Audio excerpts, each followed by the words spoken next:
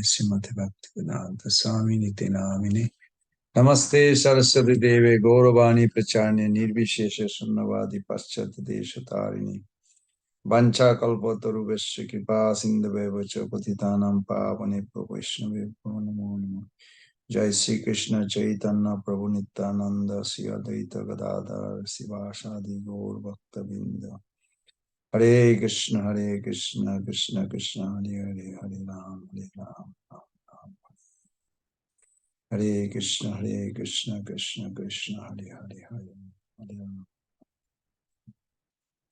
Hare Krishna, Krishna Krishna, Hare Hare, Hare Ram.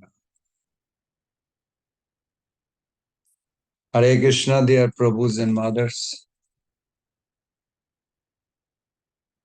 Am I audible? Can you all hear me?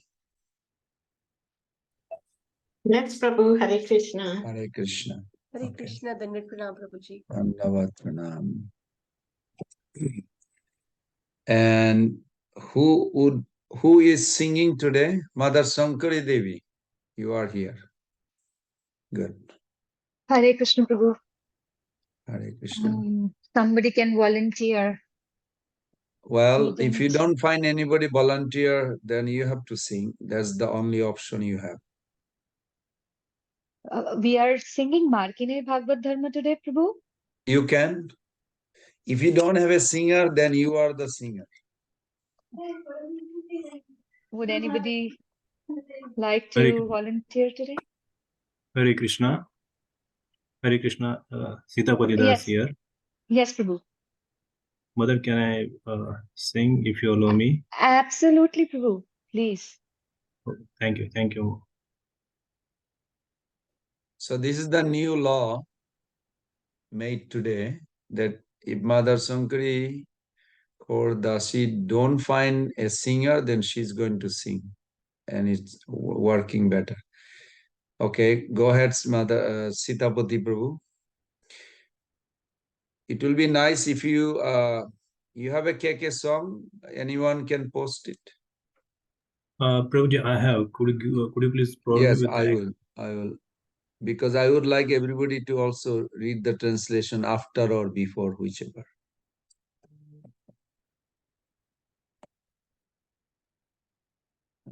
Sitapati Das. Okay. You are co-host too, Prabhu.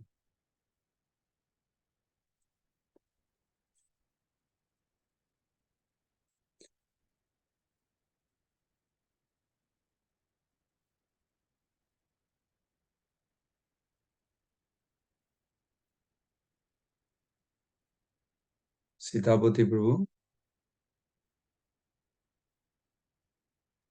1 minute, Prabhuji. Okay.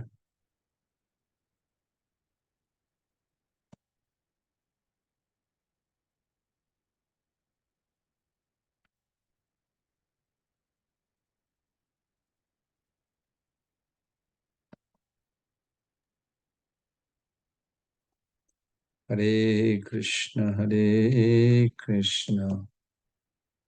Krishna Krishna, Hare Hare.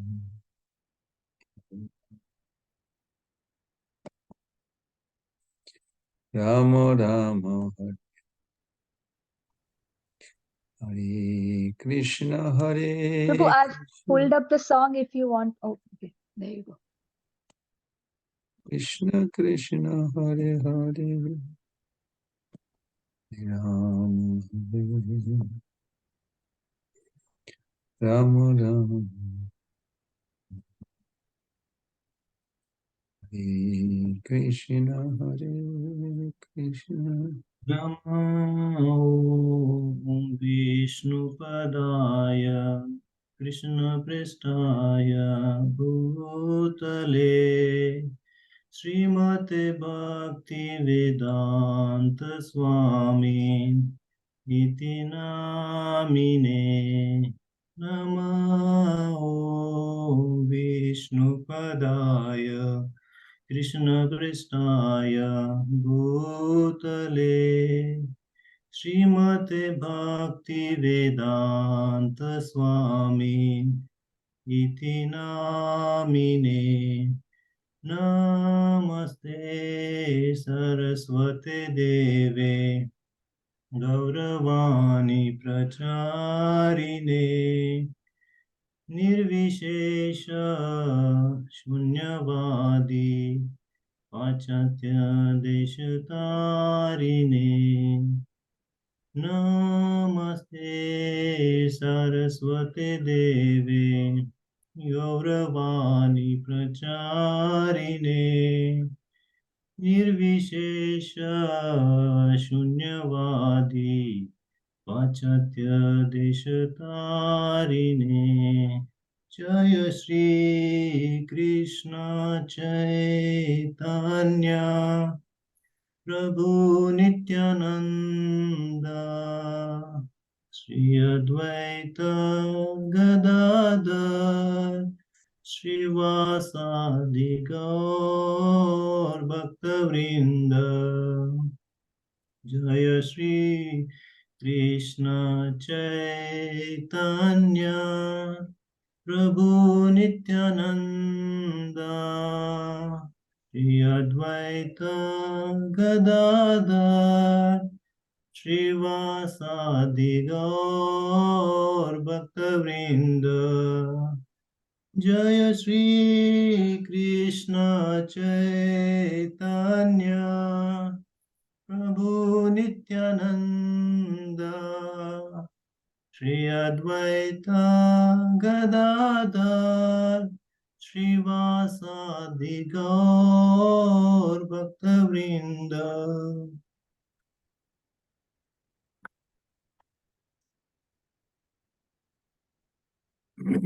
जय राधा माधव कुंज बिहारी गोपी जन वल्लभ गिरिवरधारी जय राधा माधव कुंज बिहारी गोपी जन वल्लभ गिरिवरधारी यशोदानंदन ब्रज जन रंजन यशोदानंदन ब्रज जन रंजन यमुना तीरा वनचारी यमुना तीरा वनचारी जय राधा माधव कुंज बिहारी गोपी जन वल्लभ गिरिवरधारी हरे Krishna Krishna Krishna Hare Hare Hare Ram Ram Ram Hare Hare Hare Krishna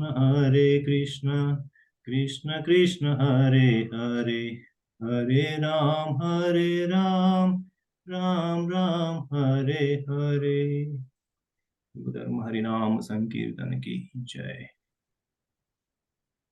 So I have one bhajan also, which is written by Bhaktivinoda Thakur. Will you be able to sing the Markine Bhagavad Dharma? If possible, because today is a special day. You know, today is the day Prabhupada came to America. It's an anniversary day. In temple, we celebrated morning and even after greeting also, we did twice. I know you are not in America, but it's okay. If you want to sing this, it's fine too. Which bhajan, Prabhuji? Could you just...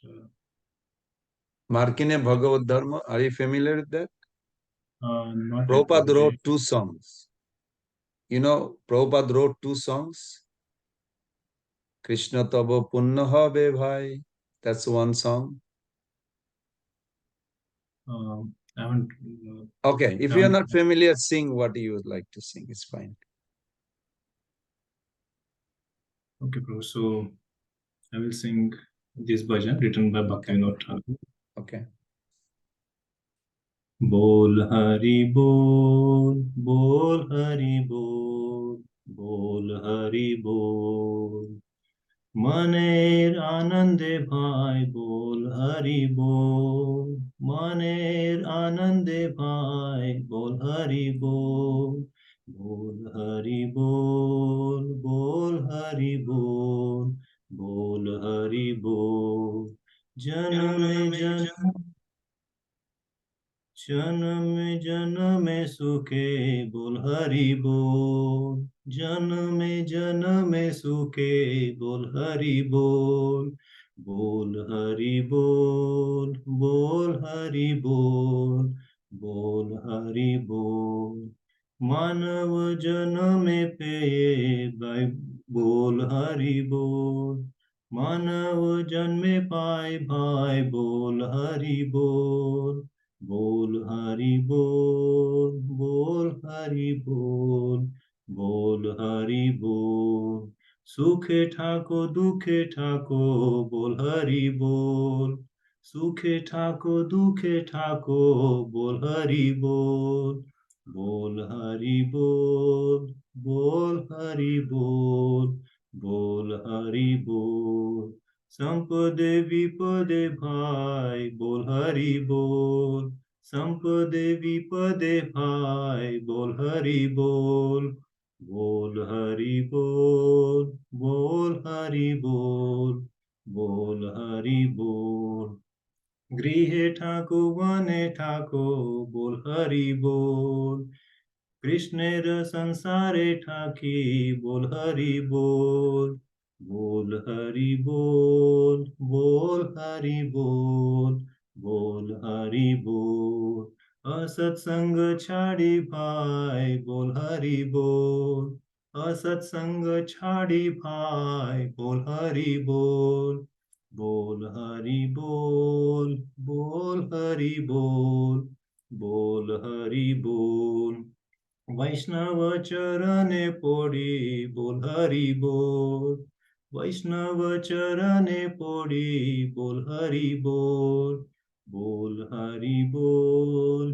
बोल हरि बोल बोल हरि बोल गौर नित्यानंद बोलो गौर नित्यानंद बोलो गौर नित्यानंद गौर गदाधर बोलो गौर गदाधर गौर अद्वैत बोलो गौर अद्वैत गौर बोल हरि बोल बोल हरि बोल बोल हरि बोल मनेर आनंदे भाई बोल हरि बोल मनेर आनंदे भाई बोल हरि बोल बोल हरि बोल बोल हरि बोल बोल हरि बोल हरे कृष्ण श्रील प्रभुपाद की जय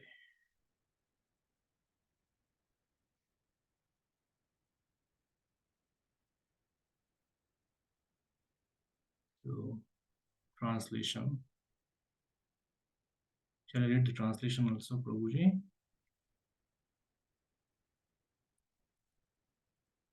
Chant the name of Hari, O brothers, with blissful minds chant the name of Hari. Chant the name of Hari. Birth after birth in happiness, chant the name of Hari. Chant the name of Hari, O brothers. You have obtained a human birth. Now chant the name of Hari. Chant the name of Hari. Whether you are in happiness or distress, chant the name of Hari. Chant the name of Hari, O brothers, whether in prosperity or misfortune. Chant the name of Hari. Chant the name of Hari, whether you live at home or in the forest. Chant the name of Hari. Remaining in the material world for Krishna's purposes, chant the name of Hari. Chant the name of Hari, O brothers, give up the association of non-devotees and chant the name of Hari. Chant the name of Hari, falling at the feet of the Vaishnava. Chant the name of Hari. Chant the name of Hari. Chant the names of Gaura and Nityananda. Chant the names of Gaura and Gadadhara. Chant the names of Gaura and Advaita. Hare Krishna.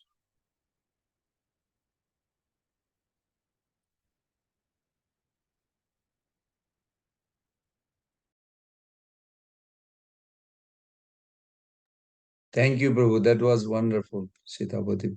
Mother Sankari Devi, could you please post that or you can show in the Zoom and then sing along. Sure, Prabhu. Let me share it on the Zoom. Okay. Prabhus and mothers, we live in the West. Today is a very special day, actually emotional day for many devotees, especially where I am. This morning we were celebrating Srila Prabhupada's arrival in Boston Harbor in 17 September 1965. It's very big.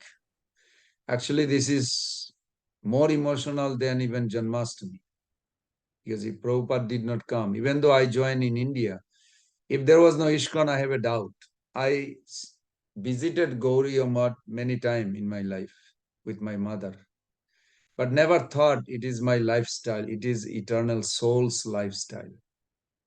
It was only ISKCON brought me or gave me that understanding. I thought it's just another temple. We had a Ramakrishna mission, we had Ram Thakur and Anukul Thakur and Jagannath Temple of Bhakti Siddhanta Saraswati Thakur. 4 sides of a big lake from the royal place. So I used to go there with my mother because she comes from royal family, that side. But I never thought. So I'm eternally grateful to Srila Prabhupada that pulled me out of this misconception. So mother, go ahead, please. As for the translation, we all can read the translation. Maybe we can read the translation and then you can sing. So we will know what we are singing. Is that okay? Yes, Prabhu. Okay. Prabhu's and mother, please pick one line, one translation of each song and then go on. So I'll start with the first one. My dear Lord Krishna, you are so kind upon this useless soul. Prabhupada is confessing. He's very emotional. He just arrived in Boston Harbor. But I do not know why you have brought me here. Now you can do whatever you like with me. Next. Someone please, don't wait. Just keep going. But I guess you have some business here. Otherwise, why would you bring me to this terrible place?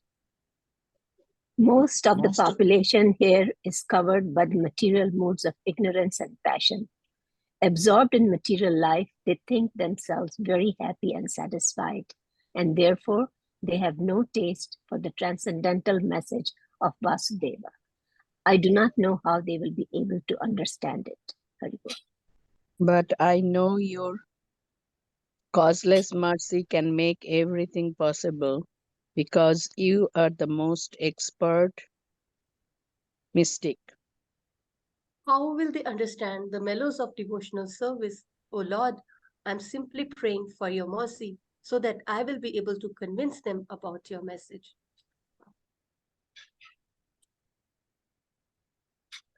All living entities have come under the control of the illusionary energy by your will, and therefore, if you like, by your will, they can also be released from the clutches of illusion. Hare Krishna. I wish that you may deliver them. Therefore, if you so desire their deliverance, then only will they be able to understand your message. Hare Krishna. The words of Srimad Bhagavatam are your incarnation. And if a sober person repeatedly receives it with submissiveness, oral reception, then he will be able to understand your message. Hare Krishna.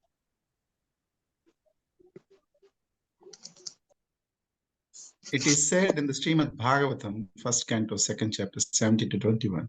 Shri Krishna, the Supreme Personality of Godhead, who is the Paramatma Super Soul, in everyone's heart, and the benefactor of the truthful devotee, cleanses the desire for material enjoyment from the heart of the devotee who relishes these messages, which are in themselves virtuous when properly heard and chanted.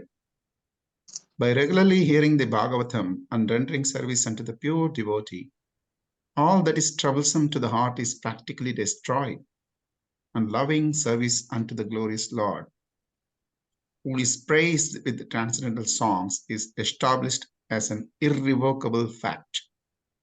At the time loving service is established in the heart, the mode of passion, rajas, and ignorance, tamas, and lust and desire, karma, disappear from the heart. Then the devotee is established in goodness and he becomes happy. Thus, established in the mode of goodness, the man rejuvenated by loving service to the Lord gains liberation from the material association, mukti, and comes to know scientifically of the Supreme Personality of Godhead. Thus, the knots of the heart and all misgivings are cut to pieces. The chain of fruitive actions, karma, is terminated when one sees the self master.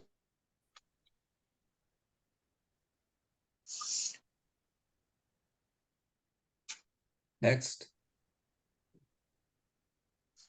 He will become liberated from the influence of the modes of ignorance and passion, and thus all inauspicious things accumulated in the core of the heart will disappear. Haribol. How will I make them understand this message of Krishna consciousness? I am very unfortunate, unqualified, and the most falling. Therefore, I am seeking your benediction so that I can convince them, for I am powerless to do so on my own. Other, oh Lord, you have brought me here to speak about you. No, my Lord, it is up to you to make me a success or a failure, as you like. Hare Krishna.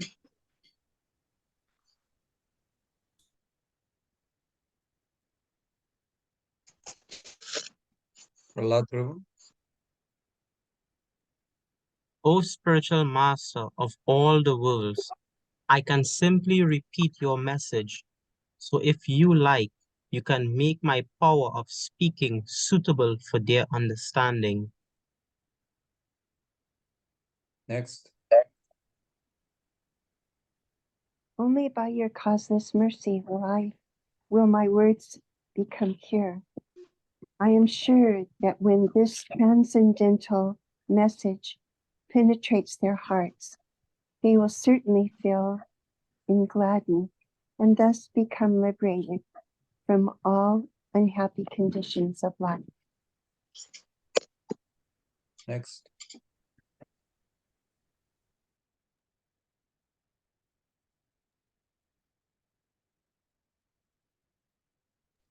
Oh Lord, I am just like a puppet in your hands. So if you have brought me here to dance, then make me dance. Make me dance. Oh Lord, make me dance as you like.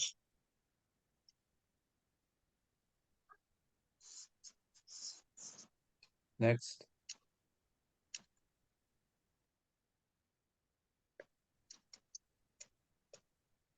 Bhakti nahi, Veda nahi. Name. Name.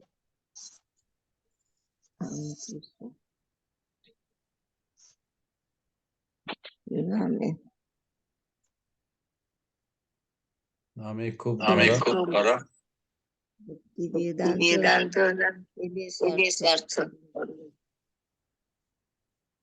Translation. I have no devotion, nor do I have any knowledge, but I have a strong faith in the holy name of Krishna. I have been designated as Bhakti Vedanta. And now, if you like, you can fulfill the real purpose of Bhakti Vedanta. Can you go down, no Mata?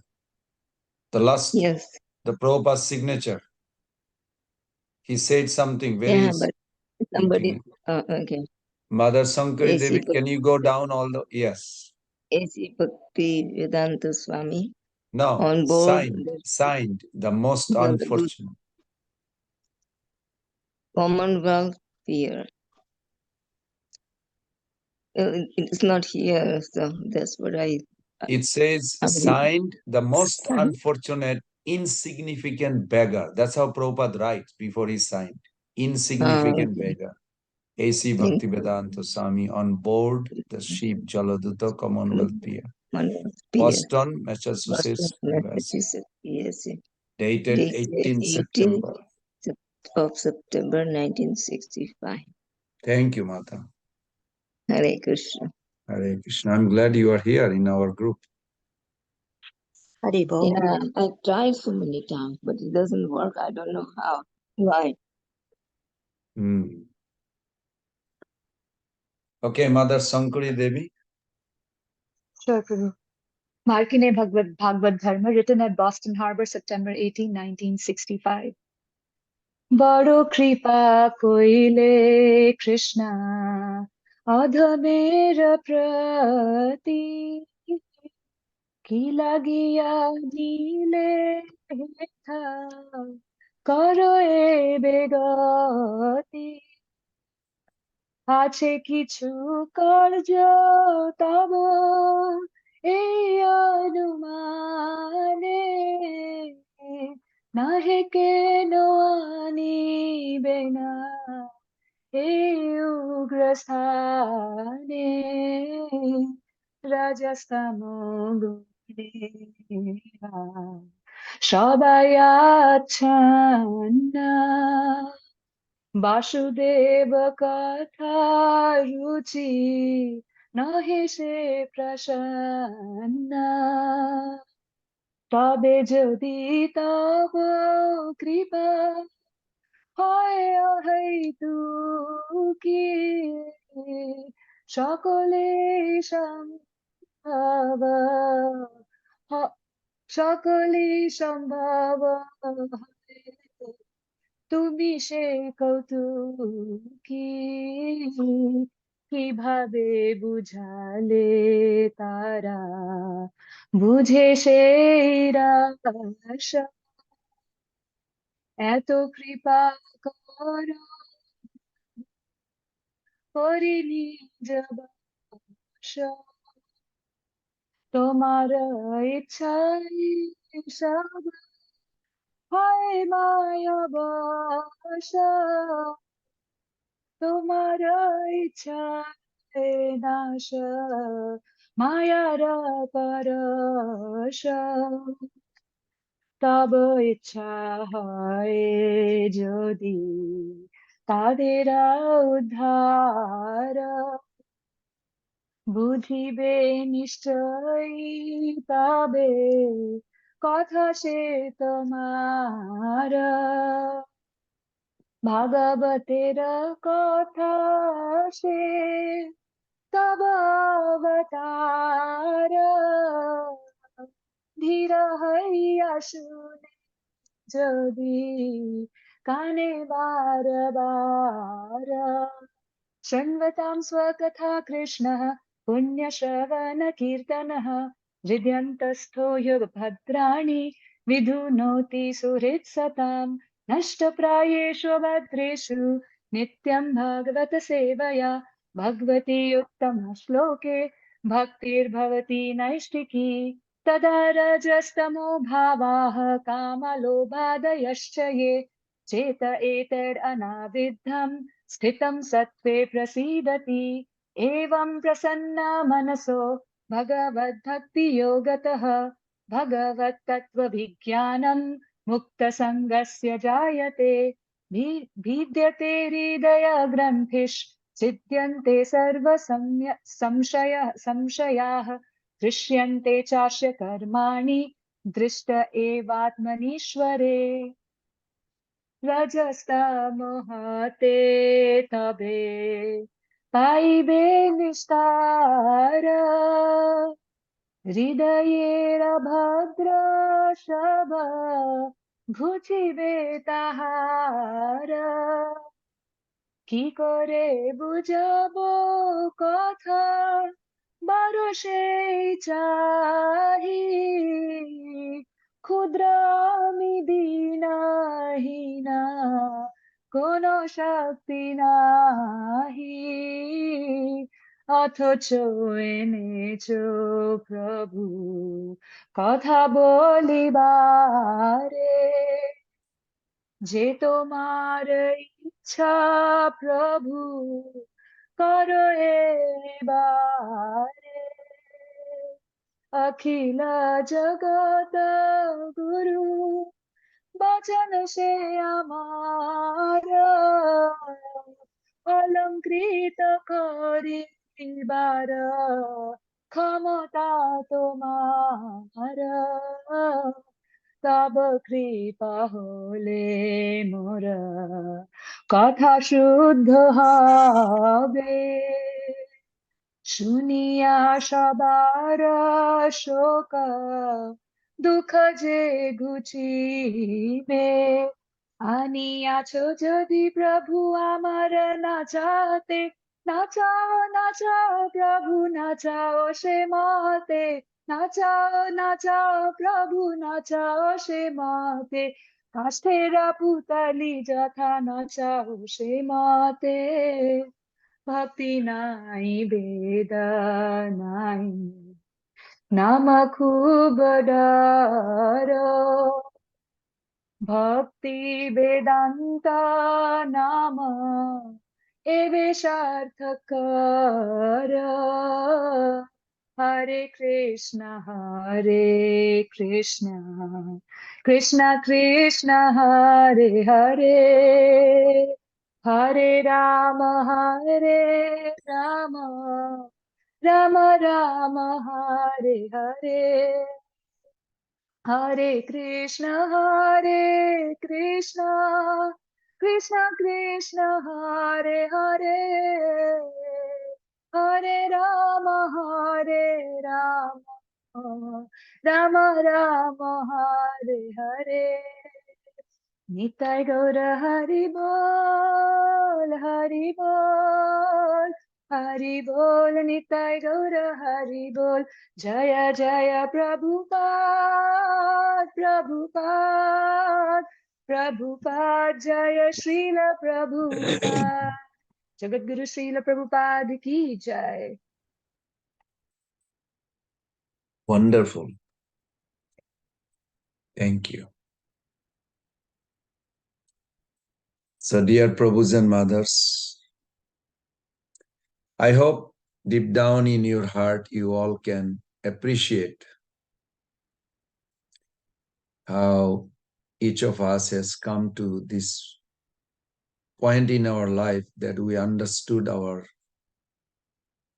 at least who am I, who the Supreme Personality of God is, what is the purpose of life. It seems like very easy, but for me it was not that easy. So I am eternally indebted to Srila Prabhupada. And I also appreciate all of you that you came forward in your life to embrace Krishna consciousness and make your life successful and also sharing with others. These are beautiful prayers. I do not know all of you in a personal level, but so many questions is answered in that song. If you literally meditate on that song whenever you have time.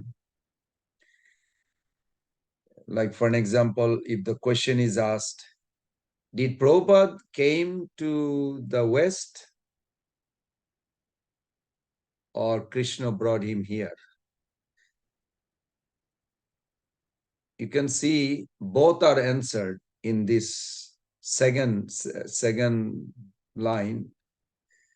Very striking, the way Prabhupada, actually one time he was repeating part of the song and his voice choked. And Giraj Maharaj, they said that it was so emotional. They got affected, even though they are born in the West. If Prabhupada would say anything he wants them to do, 500 disciples were there, they would jump to do it, whatever risk they need to. So those emotional expression, very powerful, extremely powerful in spiritual level. Not material level. Material level, everybody cries here, there, doesn't have anything really. It's only conditioning their life. So definitely it is very important. Many For an example, while Mother Shankari Devi was singing, I remember this question on the text 6, when you look at it, that how did we come to this material world and how we'll go back? This one sloka gives both answer, is it? This, I'm laughing, but because we have so many debates on it. But it's so simple way Prabhupada explained that it is Krishna's arrangement, that all living entity came under this control of illusory energy, but not accusing Krishna. And there's a hidden explanation, but the simple way Prabhupada made it. And then Prabhupada appealed on behalf of all of us that you can liberate them. You can release them from the clutches of Maya. So this is very powerful, this emotional expression Prabhupada had when he landed in America. And I saw even this morning, Mother Dandakesh is here or not, I'm not sure. But some devotee, even senior Prabhupada's disciple in our temple, when I put this, I generally organize the temple program. So I noticed some of the senior devotees, they had a lot of emotional striking. And this healthy expression, our appreciation, what will keep you sustained in bhakti till your last breath. So try to dive in more. Whenever you have time, read that sloka, sing it, the whole psalm. And Mother Shankari Devi can post it in the WhatsApp, will be nice with the translation. And see where you are. It will be very healthy. Okay. Anybody would like to say anything? Or we can begin our session today with Baby Chari Bhav, one of the ingredients. Okay. Since no one is here, let us do Mangalacharan and then we can begin our. Okay, Mother Sushilpa, you have raised hand. Would you like to say something? Yes, Prabhuji. Hare Krishna, Dandavat Pranam, Prabhuji. I was just contemplating on the purport translation I was reading. It kind of relates to what you mentioned yesterday. That it all boils down to the pleasure of Krishna. Yesterday you made a statement there, so I was just contemplating on the text that you just repeated too. That Krishna brought Prabhupada here to deliver the Western bodies, and more deep into it, but I was just trying to connect to. So you are agreeing that Krishna brought him or he came to serve his Guru Maharaj's instruction? Both. Both. Very good. Good. Yeah. Very good. It's not a conflicting, but it's very, very nicely he presented. I can't believe the way Prabhupada presented, how deep yes, faith and understanding, and he depends on Krishna. We are very fortunate that we came in close proximity in this human life. How many millions of lives we passed? I passed. I know every creature I was, whether it's insect, bugs, nobody likes tick. Near our forest, there is a tick, it's like bloodsucker. Hey, one life I was there too. But as a human life, at least came to this point to join in ISKCON. It's not a false pride, but genuine pride that very fortunate, extremely fortunate that came in contact to know Prabhupada. Till our last breath, if we can serve, that endeavor itself is enough. Krishna did not say you have to worry about result. You plan for the goal, but not worry about result. There's a big difference. So with that note, let us thank you, Mother Sushilpa Devi, for pointing out that. So we can begin our Mangalacharan together. Prabhuji and Mother, let us begin. You can offer flower in your wherever you are, in a subtle body, you can pluck the best flower available in your area and offer it through the mind at the lotus feet of Srila Prabhupada and Guru Krishna. Om Ajnati Mirandhasya Genanjana Salakaya Chakshurunmilitam Jena Tasmai Sri Gurube Namah. Sri Chaitanya Manovistam Sapitam Jena Bhutale Swayam Rupa Kadamahyam Dadati Padantikam Vandeham Sri Guru Sri Juta Pada Kamalam Sri Gurun Vaishnavangsha Sri Rupam Sagrajatam Sahagana Raghunatanitam Tam Sajivam Sadaitam Sabadhutam Parijana Sahitam Krishna Chaitanya Devam Sri Radha Krishna Padan Sahagana Lalita Sri Vishakanitamsha Namo Om Vishnu Padaya Krishna Prestaya Bhutale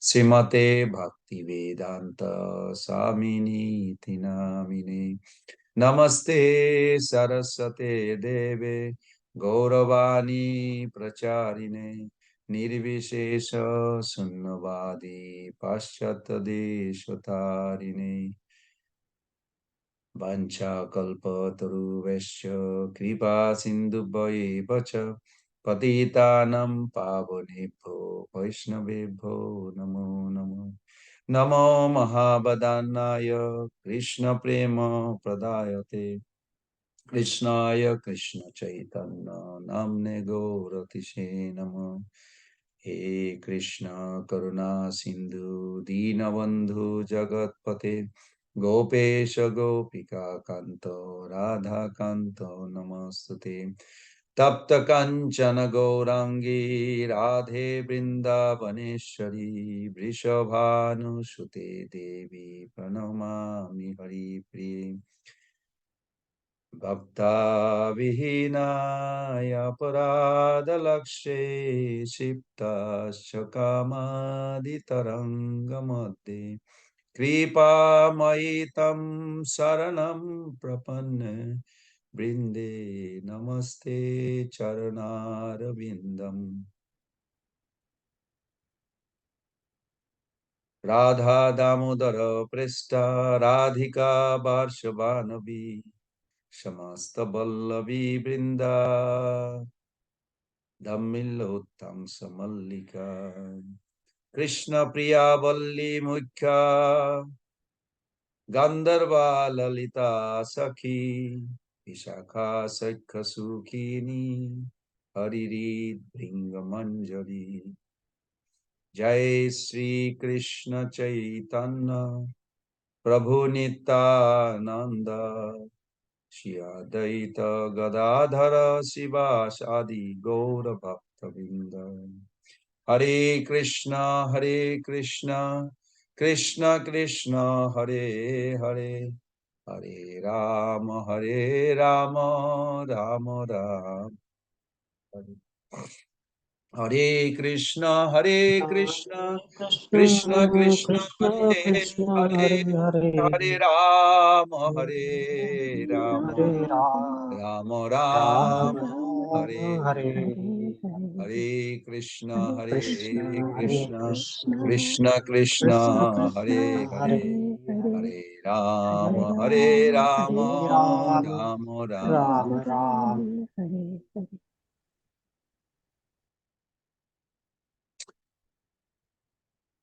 So, Patitaran Jagannath Prabhu, are you here?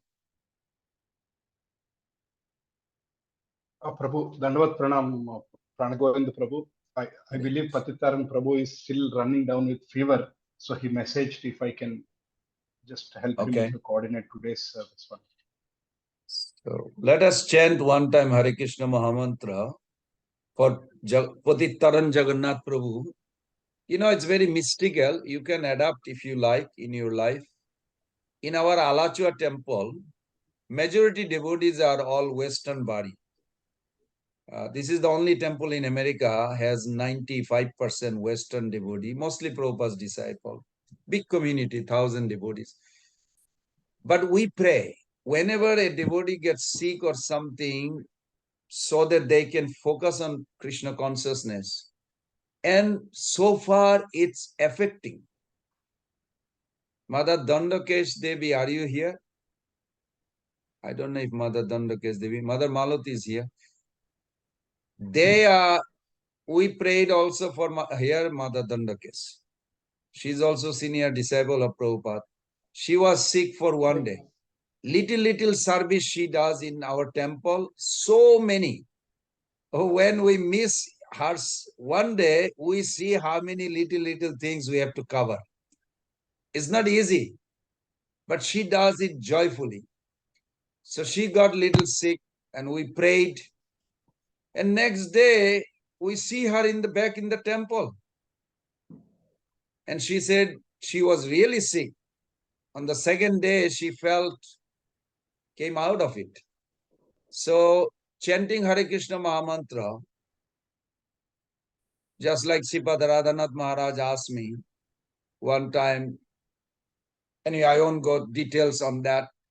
One Indian family in America somewhere, I won't say the whole thing details, they wanted temple to give them tulasi leaves as a medicine. They will make a juice out of it, they do it. So then Maharaj asked me, so Pran Govinda Das, what is your advice on this? And I'm thinking, Maharaj is asking, obviously he wants me to help in a sense that he wants to make sure that I have a good understanding. This is how I see it. So I spoke to that family. I said, do you serve in the temple? Are you ISKCON devotee? Are you initiated? Or you just want to take advantage of Tulasi Maharani's body to cure your body? For what? What are you using this body for?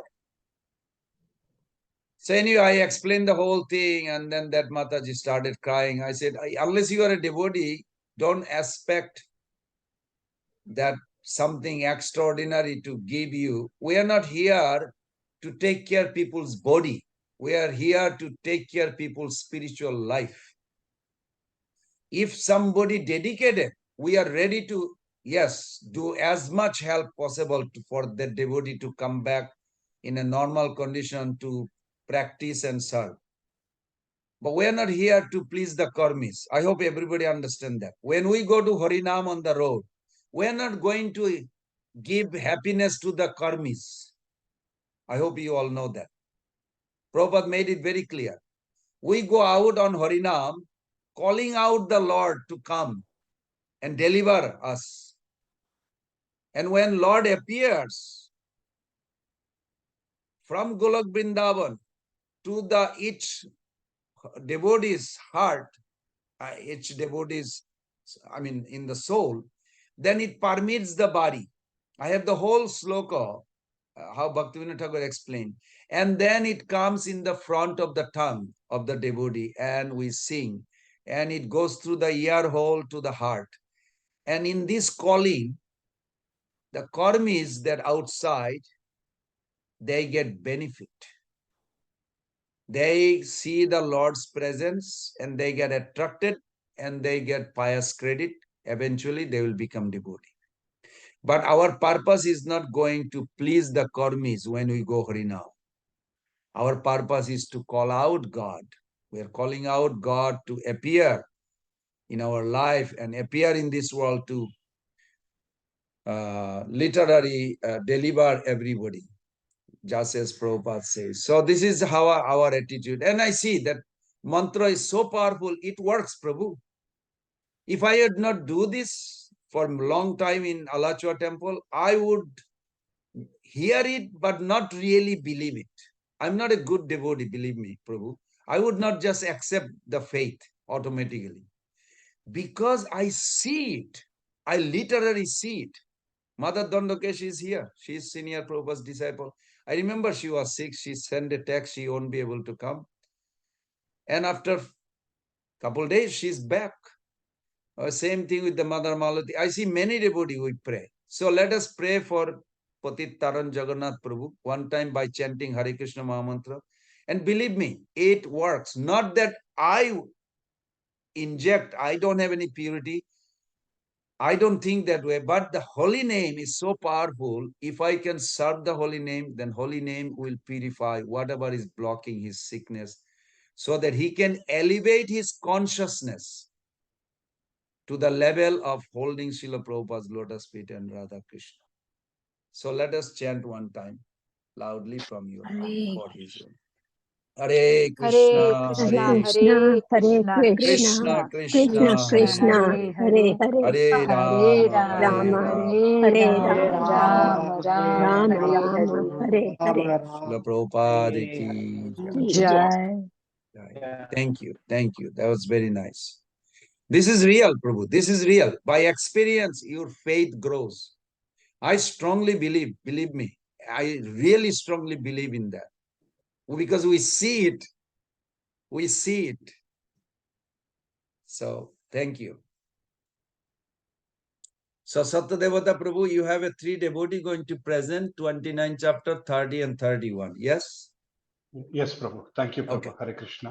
Okay. So, chapter 29, it's Expression of Love for Krishna by Jishnu Prabhu. Jishnu Prabhu, Hare Krishna. Is he here? I don't see his name. Prabhu? Yeah, his name is here. Yes. He's here. Jishnu Okay, Prabhu. while he's preparing to come out of his hidden place, wherever it is, Jishnu Prabhu is wonderful. I'll just give a little brief. These 3 chapters, all 3 under one umbrella, is called Bevichari Bhava. Bevichari or Sanchari. Prabhu's and mother, keep this little note. It will help you to understand the Leela. Our whole Krishna consciousness, if you put it into 3 categories. One is Tattagata Vichar, Lilagata Vichar, Rasagata Vichar. Now, if you say, Prabhu, you're going too fast, I'm sure all of you are familiar. If somebody can type it out, those Sanskrit words, you can just post it on the WhatsApp. Tattagata Vichar means through the ontological truth. What is what, who is who, Shastra depicts, or Acharya establish those truths. So that's Tattagata Vichar.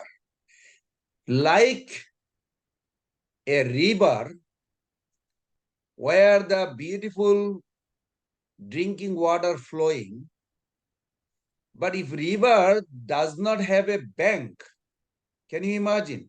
If river does not have a bank, what would happen to the water? It would be flooding, maybe dry up. There would not be any more river. So your heart connection with Krishna is like a river going to flow. But the 2-side bank has to be there. Otherwise, the water will not flow in between. It will dry up. You will be excited in Krishna consciousness. After a few years, you don't feel excited. And then maybe Maya just got you back. I hope not, but being honest. Practically, we see that.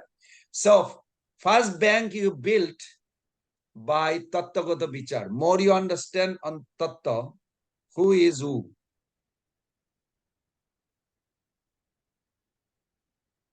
Lilagata Vichar is another bank. Then the Rasha, relishment, will flow in between. Just like a river flows in between 2 banks. We discuss about Vibhav, 3 chapters. I hope you all remember. Then we discuss about Anubhav, I hope it is not a foreign word. You all are familiar, I'm sure. We did discuss and gave you tips. Then we talked, no, we didn't talk about Sattik Bhav. Sattik Bhav, I think tomorrow. I think so. Today we're going to talk Bevichari Bhav. You, in your ultimate identity, identify by your bhav. What carries your next destiny at the moment of death? What carries? If you ask that question, jam jam bepi smaran bhavam tejat ante kalevaram. It is the bhava.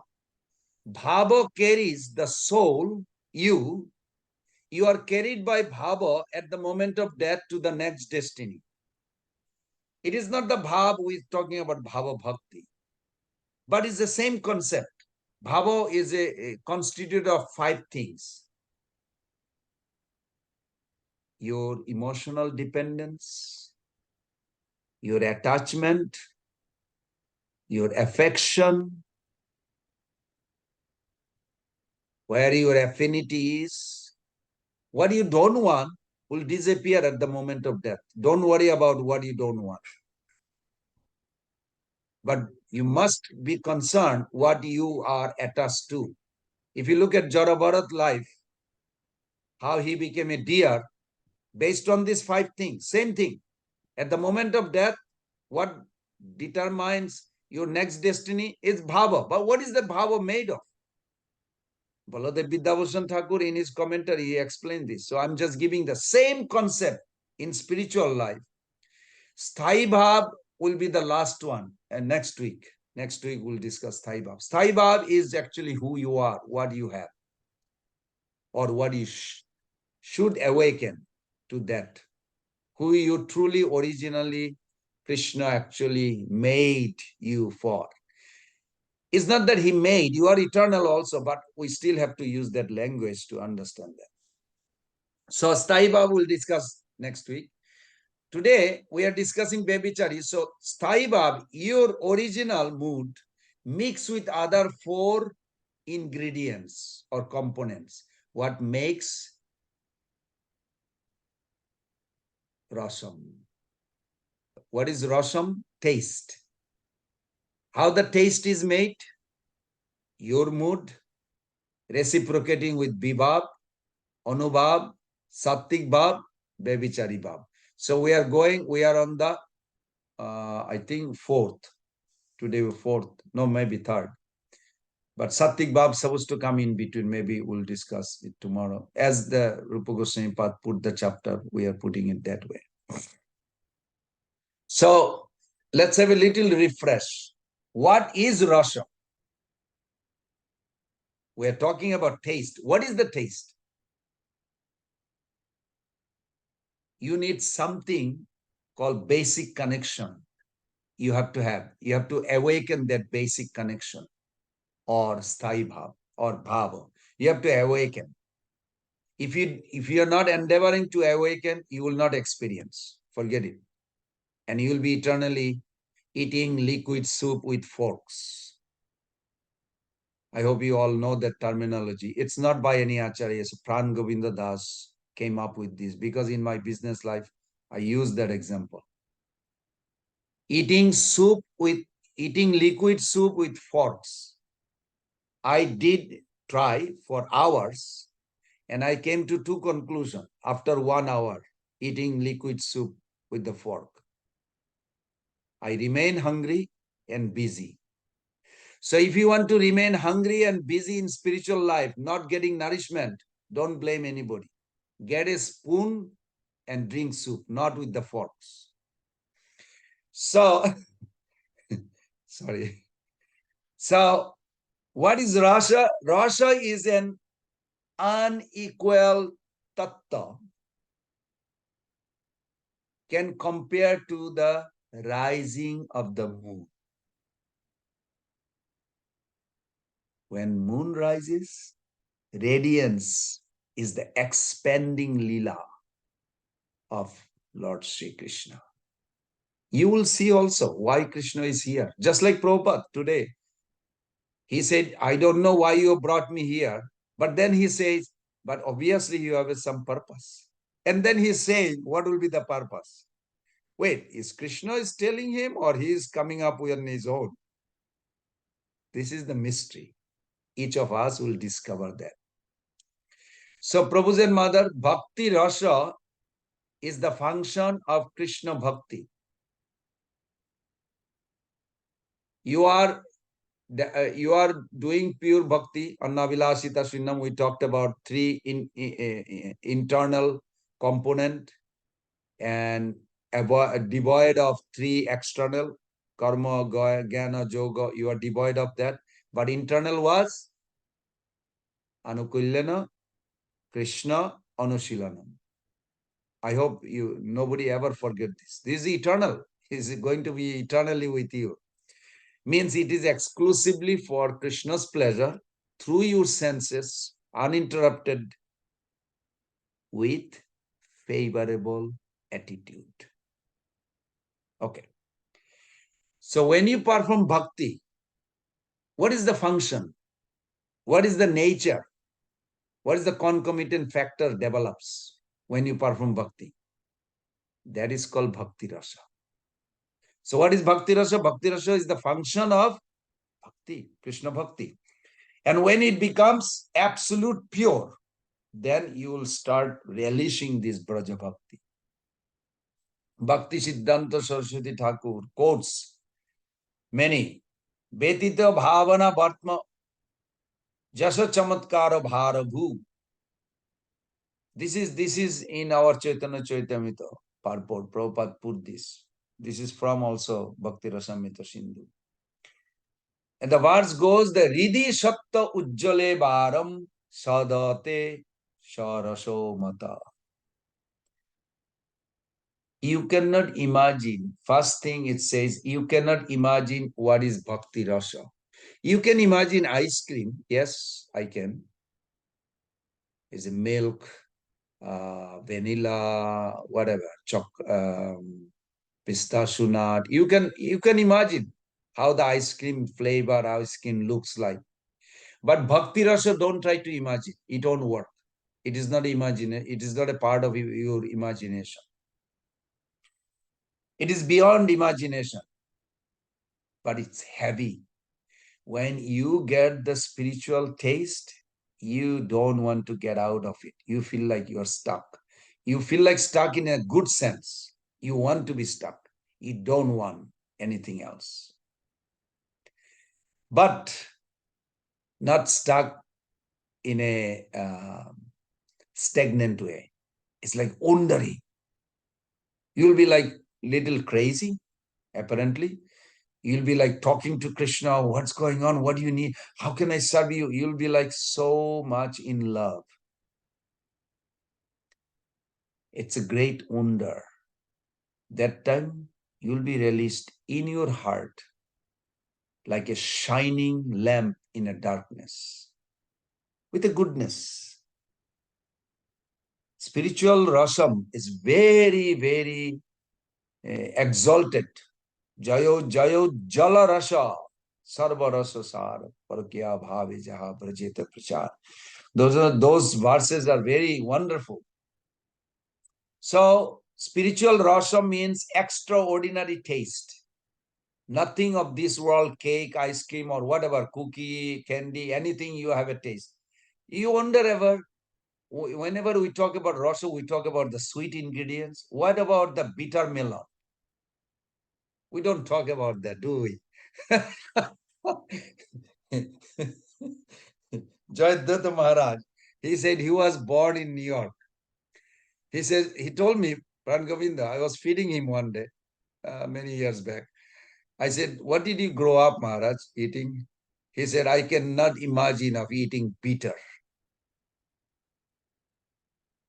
until I met Prabhupada. I was a cookie flavor. That's it. Every meal has to be with cookie. And my mother spoiled me. Yes, every meal I have a cookie.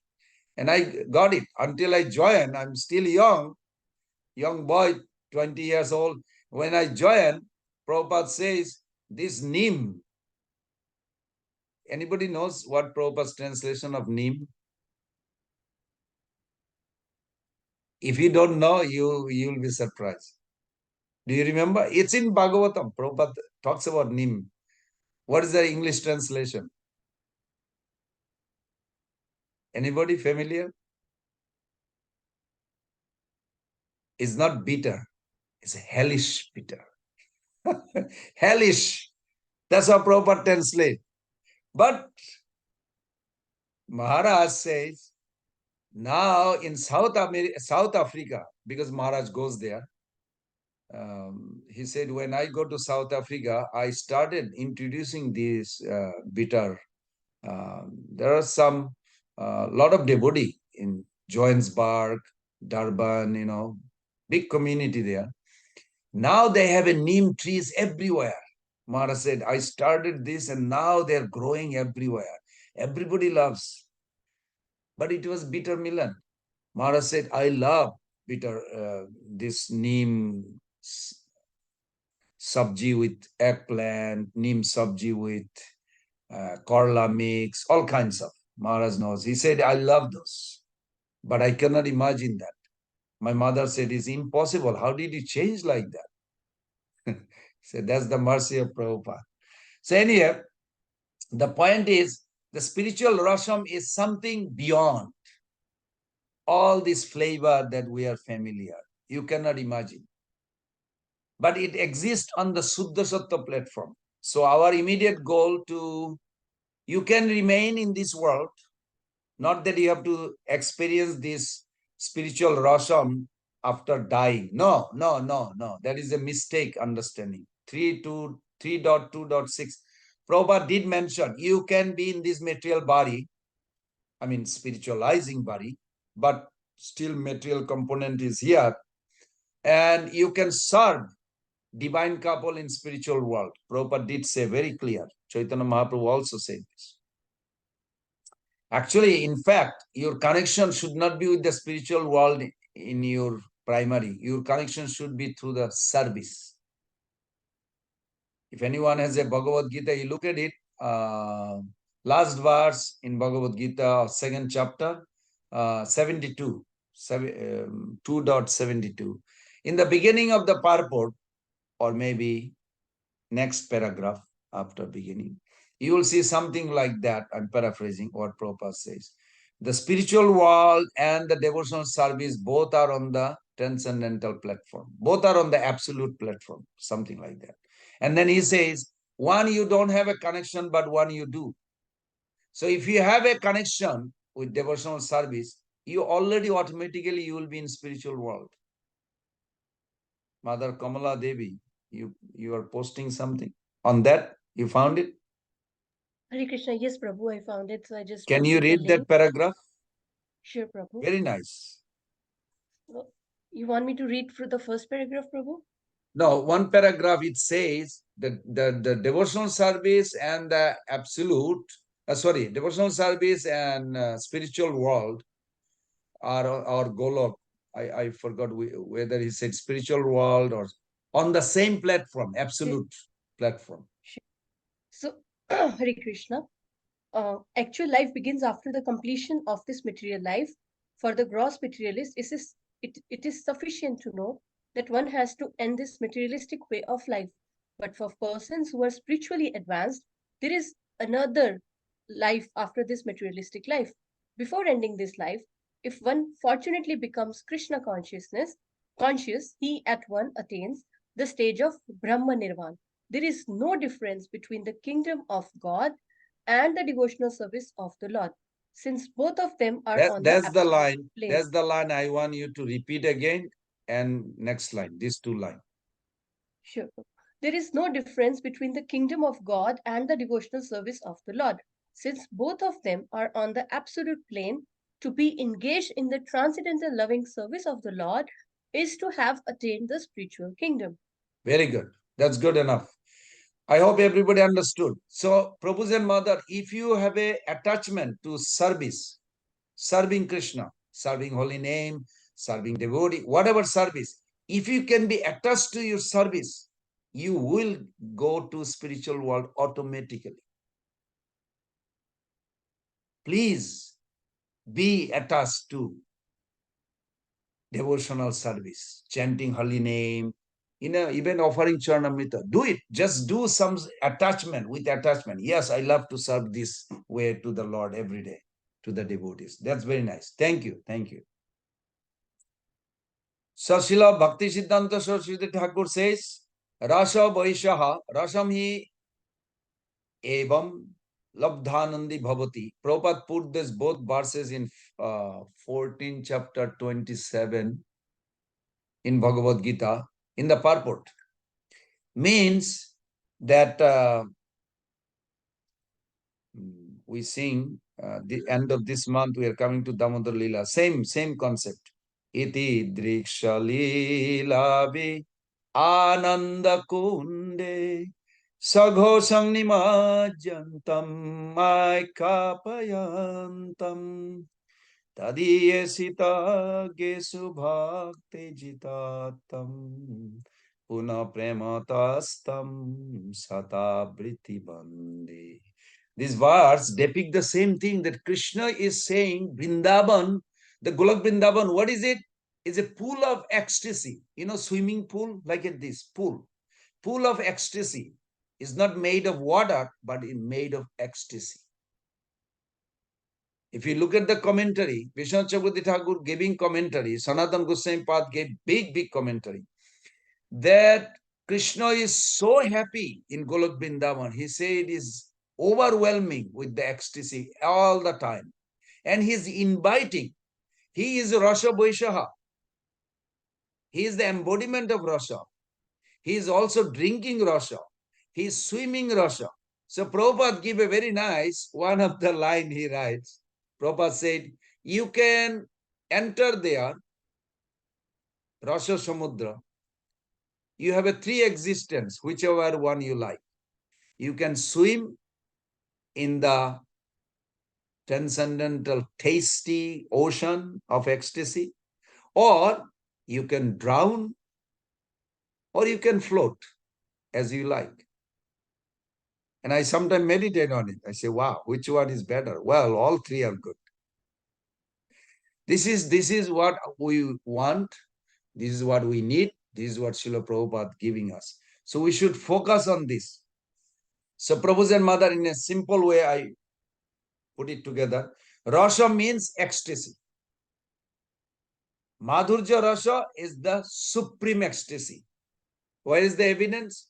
This verse. Jayo Ajjala Rasa Sarva Rasa Sar. Essence of all Rasa is this. Parakya Bhave Jaha Prajete Prachar. We sing this song. So may focus on those lines that yes, Ujjala Rasa, the highest Rasa is released in a conjugal way.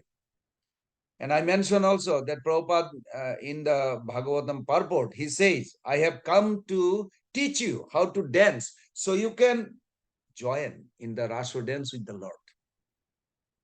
Morning walk, he said the same thing. Not that we are fascinated about becoming gopi or anything, but at least the highest platform where the highest Rasa is experienced is given to us. It is up to us if we embrace it and go with it. So with that note, let us begin with the 29th chapter by Jishnu Prabhu. Jishnu Prabhu, are you there? You have to unmute, Prabhu. Jishnu Prabhu, you have to unmute. Prabhu, forgive me. Vishnu Prabhu posted a message saying that he is stuck at work and he cannot take up this service now. Oh my God. So did he send his presentation to you? No, Prabhu. I also got to know some hours ago and started following up the service. I didn't have all their telephone numbers to follow up before. Forgive me, Prabhu. Okay. Who is doing 30 and 31? Are they here? Mahatma Prabhu, that's what I heard about 30. Mahatma Prabhu, are you here? Krishna, Krishna. Who else? 31 is supposed to be Norman. Norman. And I believe that he's, 1 second, I got the name wrong.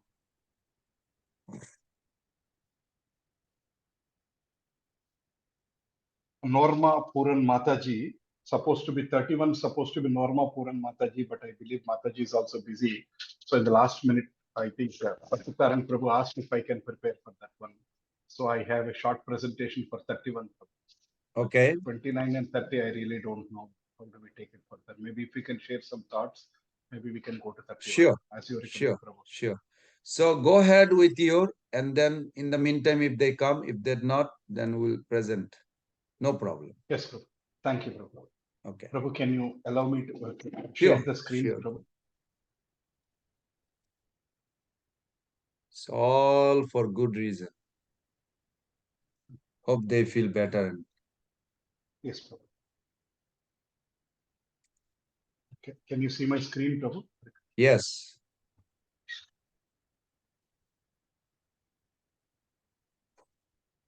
Hare Krishna. So the chapter 30 and 31 are talking about various symptoms of the Vibhichari vow.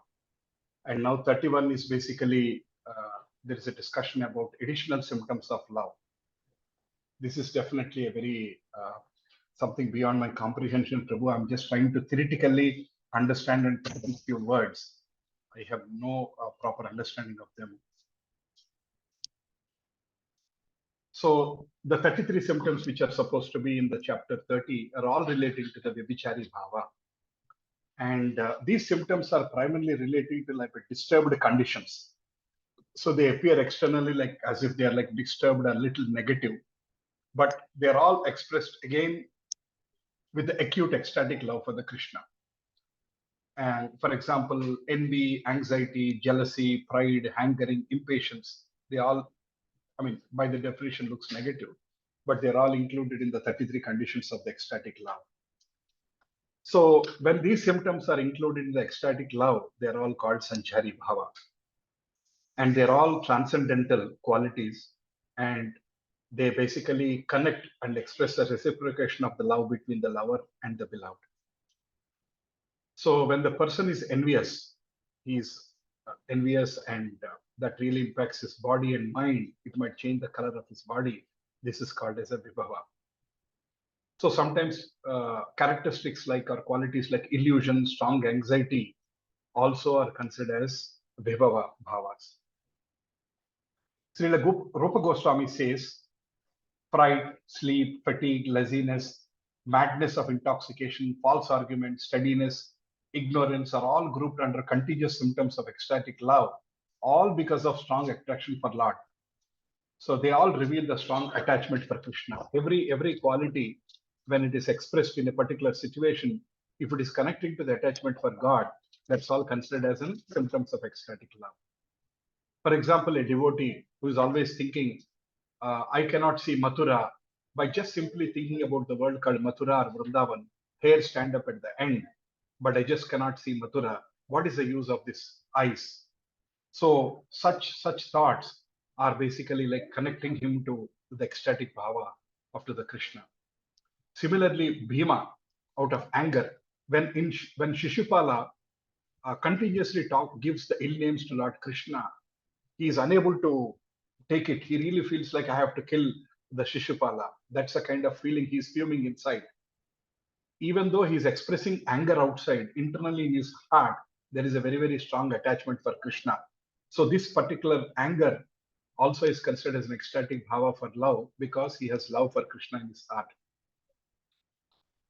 Dependence. When Krishna has shown the universal form, devouring all the enemies from caught between his teeth, and when he kind of says that everybody is already kind of dead, Arjuna was frightened, lost, confused, and he says, please withdraw this very big form and appear to me like a very simple Shyamasundara in front of me. At that minute, he considers himself as very, very low level and has an inferior dependence on Krishna. Even that inferior dependence is also one of the symptoms of ecstatic love. Hopelessness. When the bull demon attacks, all the Braja damsels cry out for help. Krishna, please help. Krishna, please help. that hopelessness and helplessness is also an ecstatic love for Krishna. Kamsa's hopelessness. When the Kesi demon was killed, many demons one by one were killed. Kesi demon, Kamsa would think that nobody can defeat.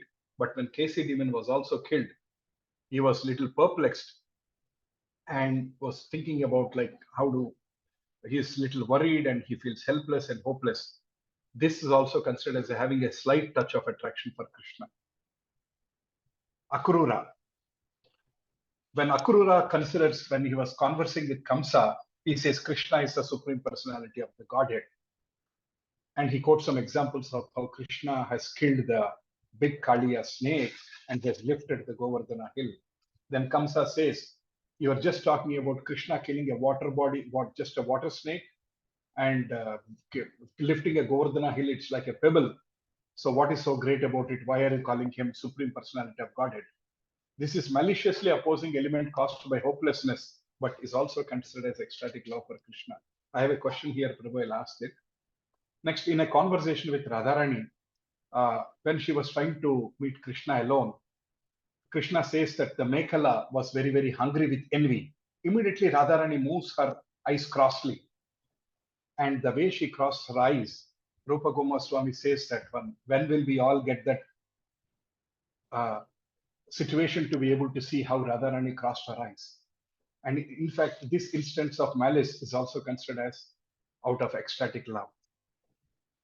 Now, there are various conjunctions of symptoms where two symptoms simultaneously exist immediately, and they are also considered in the context of ecstatic love.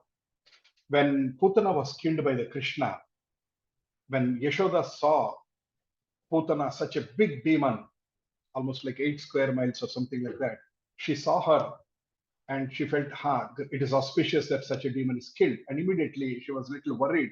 Krishna playing on the breast of the Putana in the dead of the night, she was feeling this is inauspicious. So there is auspiciousness, inauspicious, both. Similarly, when Krishna started walking, he was almost like walking in the entire house everywhere. And Yashoda was feeling like restless. And she felt like Krishna cannot be controlled because she's walking everywhere. But whereas Krishna is fearless, he's not worried. The Supreme Lord, though he's a little boy enjoying his pastimes, he's just walking fearlessly. Whereas Yashoda is very much worried. So Yashoda has both happiness that Krishna is walking, at a doubt that Krishna, because of his walking too much, he might fall in some danger. So again, two features which are in conjunction. When Krishna appeared in the Kamsa's arena trying to kill all the demons, Devaki had almost tears coming, and the tears were both warm and cold. The warm tears were out of like jubilation, the joy seeing her son killing the big demon Kamsa. At the same time, the tears out of cold, which are out of lamentation, being worried out of motherly love and affection that something might happen to her son. Once Radharani was attacked by Krishna, he kind of jumped or something like that on the banks of Yamuna. She immediately was a little disturbed. She expressed her disturbed mood, but within her heart, she was smiling and she was appreciative of Krishna, the way he approached her. She kind of moved her eyebrows as if she was rejecting Krishna. This is again with so many feelings of externally disturbing mood and showing eyebrows, making faces, but internally feeling happy and a lot of satisfaction. This is again mixed feelings in the ecstatic love for Krishna. Once there was a festival happening and Radharani was wearing a long necklace which was given by Krishna. And Krishna was there at the same time her husband Abhimanyu was also there. So Radharani is again, there are a combination of many symptoms which are shown like jubilation, bashfulness to be able to express the gift given by Krishna in front of husband and everybody. At the same time, lamentation and kind of things and anxiety and worry. So all these symptoms are simultaneously exhibited. When Kamsa was exhibiting pride, but when he get to know that one by one of his demons are all killed, he was like having so many feelings like pride. Pride, who can do anything to me, that I am the king of Kamsa. I have even overtaken the king of the Devatas, Indra. But at the same time, he has in his mind lamentation that all his demons were killed. And he has also a little bit of doubt. If this little boy, whom I consider him as a cowherd boy, has killed all these demons, what's going to happen to me? there is anger, and there is fear. So this is an example of hopelessness in ecstatic love. Next, satisfaction in the midst of disappointment. This is again a mixed feeling. When Gopas were searching once for Krishna, when they all went for outing, when they are all searching, they could not find Krishna after a lot of search and search and search. Finally, they could faintly hear some freaky voice of the vibration of Krishna's flute. Immediately, there is a sense of happiness and a contentment hearing such beautiful nectarian flute voice coming distance. And this is again satisfaction in the midst of Rupa. So Rupa Goswami says 33 is qualities plus additional 8, total 41 symptoms in the ecstatic love for Krishna. So these symptoms create transformation of the body activities and they create movement of senses. They're all different feelings of heart. Some of them might be natural feelings which will stay for long. Some of them might be temporary feelings which will just come and go based on the situation. Eventually, all the devotees feel only one thing: attachment to Krishna. The attachment to Krishna is just one, but that attachment is manifested in different varieties of feelings and different ecstatic feelings and bhavas and qualities are exhibited when that attachment is within the heart. So there are so many devotees and different devotees express things differently. There are different humors and mellows which devotees experience in the love of Krishna, and they all naturally produce different feelings in the mind. So basically, it concludes that when the love develops, it becomes very difficult to control or check the transformation of all the sentiments. Sentiments naturally start flowing out. And great devotees, they cannot check the feelings within when they are ecstatic love, even though they're externally grave. Similarly, the ocean, it's considered here as ocean is so grave and unfathomable. But when the moon rises, there are naturally so many tides come up and we just cannot control. So similarly, even though a devotee is grave kind of a thing, but when there is a love for Krishna, automatically they cannot control their sentiments, their feelings, and they express feelings in different ways. Hare Krishna, Prabhu, thank you very much. I just tried to summarize the 31st chapter in brief points and sharing with you all. I don't have a proper understanding of this one. But Prabhu, if I can ask a question here, when we are talking about the nectar of devotion here, the definition of pure bhakti is Krishnanuselanam, favorable. But here, Rupa Goswami Pad connects to Kamsa's feelings also as some kind of an ecstatic love, whereas Kamsa, Sisupal, and others have negative, they are not favorable feelings for Krishna. Of course, Krishna is merciful and he has given liberation even to the demons, but I could not connect and understand. They are in a unfavorable mood to serve, but still it's considered as an ecstatic bhava of Krishna. So I wanted to ask for this question to you. Thank you, Prabhu, for the opportunity.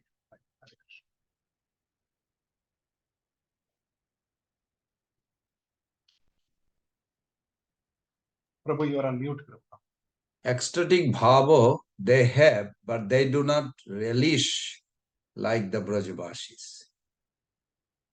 In this world, sometimes you will see some people die and the family cry just like the gopis cry.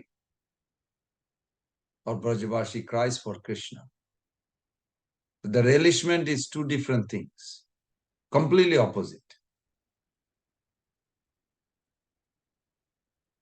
And also, and destiny is also big difference.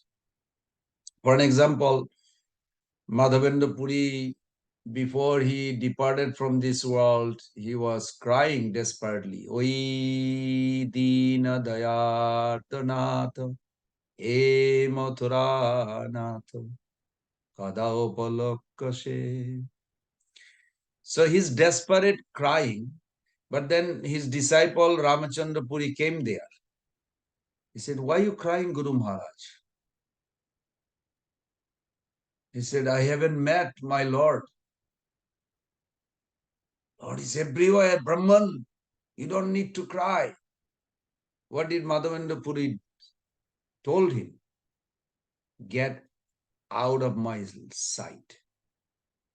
I hope I do not meet you when I leave this world. So Ramchandra Puri was not crying because he's peaceful. Mother Sankari Devi, can you help me with this muting, please?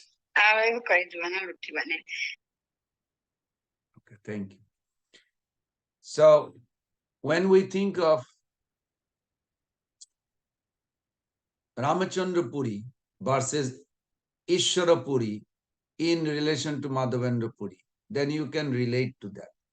Ramachandra Puri, in a sense, he is peaceful because he has some Brahman realization.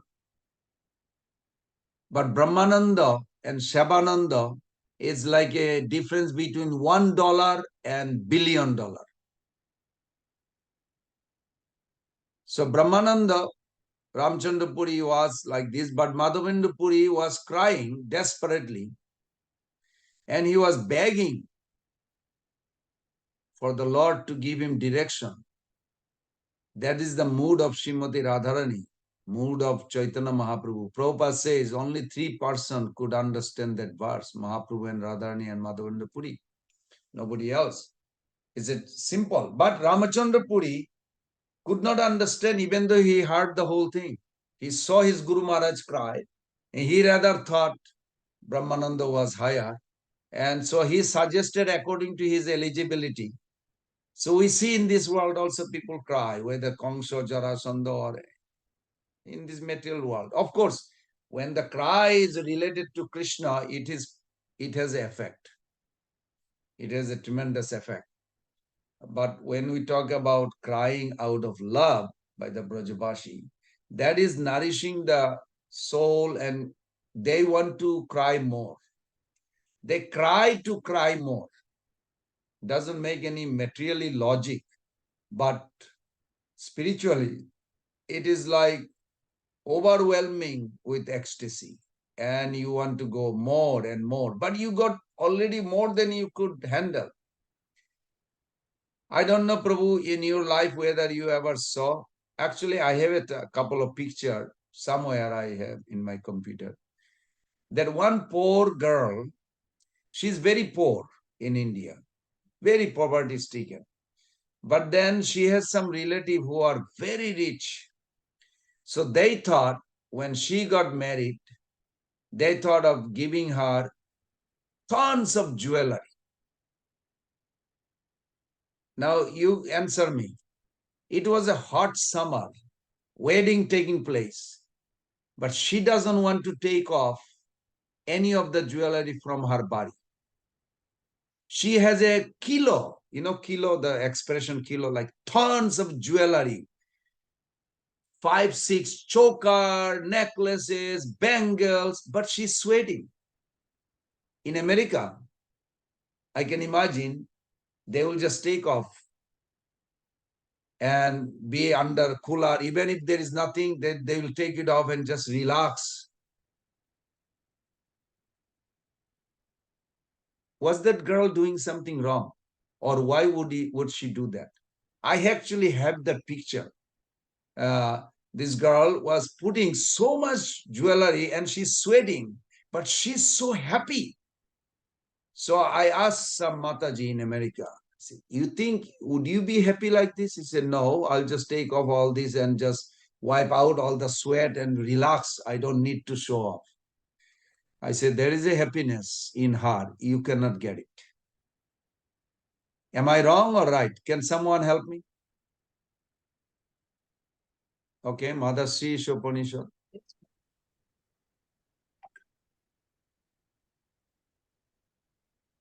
Mother Sri Shopanishad. I'm sorry, Hare Krishna. That Mataji, bless her heart.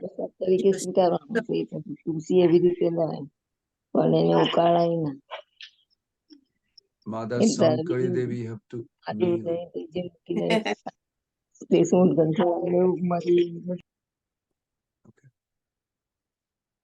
Okay. Jai Haribol. That Mataji, she had not had any interaction from my understanding with her family, and they were very, very wealthy. And that gift to her in jewelry was very touching.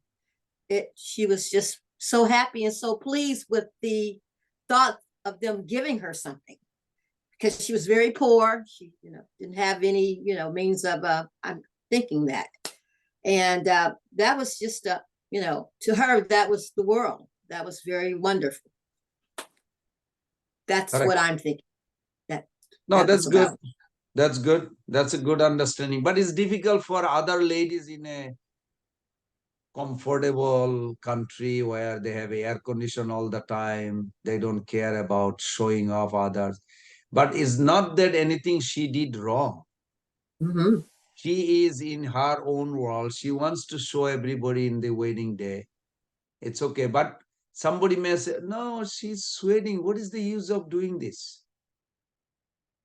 I give you another example also. There is a poverty-stricken mother in India who has a baby. She's carrying baby on her lap and carrying a bundle of wood to sell in the market. She will get few rupees. But she doesn't want to leave the baby at home with somebody. She wants to carry her baby because that baby is so attached to mother and she loves him. She's sweating. She's carrying the bundle of wood, walking for miles to sell it and come back. What kind of happiness is that? And she's smiling. She's smiling. Hare Krishna, Prabhu. Yes. That mother is not unhappy a bit. She's taking care of her responsibilities as a mother. She loves her child, and that's her only means of being able to support that baby and herself. So she's not, that's mother's love. That's wonderful. That's beautiful. That's how Krishna feels about us. Whatever we do, we just, we're doing it. We're not thoughtful about any consequences that it's going to cause. We're just full of love. She's supporting and taking care of her child, her responsibility as a mom. I love that. That's wonderful. That's beautiful. Okay.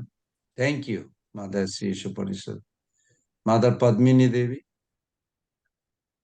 Hare Krishna Prabhu. It can also be viewed like when you have unlimited love for your child, you don't feel that is a responsibility or anything like that. It's a heavy to carry and it's difficult to walk, because ultimately the joy of serving the child in your back or in your hip and then walking to do this job and get some money to feed the child, that is how it can be looked, and that gives a kind of a happiness. There cannot be anything that is wrong unless she's unhealthy. If she's healthy, she's going to really feel happy, because it's always pleasure to carry the child. In India, you see, everybody takes, even today, there are a lot of people who carry the child, 2 children, one on the head and one on the hip. That is because, and they go to one place, they work, and they are happy. They are able to feed in between, and they see the children laughing. All that gives a extraordinary happiness, and so they can never feel it difficult, is my understanding. Even though they are sweating. You want to Whatever, know the worst? Even if they are than hungry, that? they sometimes be hungry. Yes. Yes. Even worse than that, that she, after hard work, carrying the baby all the way, selling the wood, coming back, and in a hot sun, making fire to cook the food for the baby. What kind of happiness is that? This is not practically possible for a lot of Americans or wealthy country people to understand what that happiness that mother gets it. Mother Sankari Devi. Hare Krishna Prabhu. So I was just thinking for that girl whose example you gave on her wedding day, she's probably meditated on that. I mean, probably it was beyond her imagination what she got. And so probably all her life she felt that she never deserved it, but when it actually came to her, that she wouldn't just let it go. So it was just it was getting more than what she ever expected. So yeah, she just wants to hold on to that moment, and she wants to relish it till the last drop of it. So yeah, I mean, that's her rasa with at that moment. And Correct. with this mother, it comes to my mind that when we love something or somebody, whatever, the austerities do not bother us. In fact, we undertake austerities in order to show our feelings, just to show that, okay, yes, I care, I love, I'm in this, I'm totally aligned with what's going on. So then the austerities do not even feel. In fact, willingly we take on austerities on us. So that's what the mother example brings to my memory. Hare Krishna. Very good. Very good. I brought those examples just to understand that actually even in the material platform, people has tremendous sacrifice to realize that. We see that practically. So similarly, when we see Nanda Maharaj, now Mother Jashoda, Nanda Maharaj, they can cook, they can eat, they can live a healthy life until Krishna come back. But it says they never cooked. Only thing they did is cry and cry and cry and cry. Srimati Radharani didn't even go to Jamuna to take bath for 112.5 years. She's holding the same cloth because so much tears for Krishna, she feels those tears are the most precious thing and she won't let go. Sometimes we may not understand what kind of happiness is this until you enter into that domain. Of course, it's nothing to do with material, but still I gave in a material sense some example just to see that actually people go through some time out of happiness to experience the tremendous austerity. Just like this mother carrying the baby, carrying the bundle of wood to sell it, and after she comes back and she's hot day, there is no AC room or anything under the tree, she is blowing fire and sweating and sweating and sweating, but she's happy to cook the meal for the baby. Can you deny there is no happiness at all? No. There must be some happiness, even in material level. Otherwise, why would she do that? Spiritually, of course, has nothing to do with this material example, but something, it appears like that, but they are highest happiness. Yes, Mother Jashoda, you can say, even Balaram came after 6 months, Uddhava came after 3 months. Of course, there was a messenger was coming every day, every few days, Krishna would send messenger. Only few are noted by Shukdev Goswami. It's not like only Balaram and Uddhava came. No, many messenger came. Not all possible to record. Then it will be like volumes of books. Krishna would send because Krishna loves this. If you look at it, even Uddhava's, why I'm bringing this? Because we are in the material world. We are experiencing something in Krishna consciousness. Maybe not the degree we want to, but we should actually thrive for it. Even a perfect devotee, Uddhava, he was so thrilled, but then he got confused. He's perfect devotee, but even he got confused. Who understands Krishna? Even Krishna is trying to understand Krishna. How beautiful is Krishna? Krishna is also looking for. I mean, literally, even in Vrindavan, he revealed that he's trying to become a friend of this most astonishing, beautiful boy. Mother Jashoda is hearing, who is talking to? There's nobody but Krishna. But on the way step down, Mother Jashoda was little late to come up to take him down. He just started coming down and he saw a beautiful boy, so beautiful. He said, who are you? Where do you come from? Can you be my friend? I want to be your friend. You are so beautiful. And that boy also answered him. And then he started bribing. Do you know what I do? I steal a lot of butter. I'll give you if you become my friend.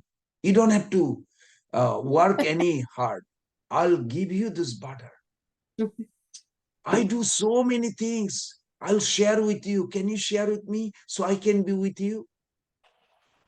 And Mother Josuda was so puzzled. Who is talking so, my God, so intimately? I never even imagined my son wants to be a friend to somebody so closely, so desperately.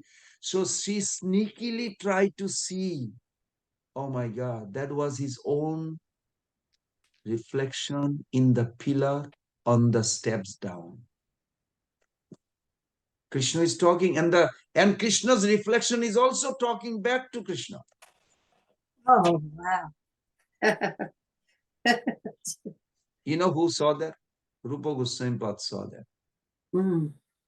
That's why he came up with this idea of dadati pratiginnati guya makkati prichati bhungte bhujayate chaiva sarabidam priti lakshanam.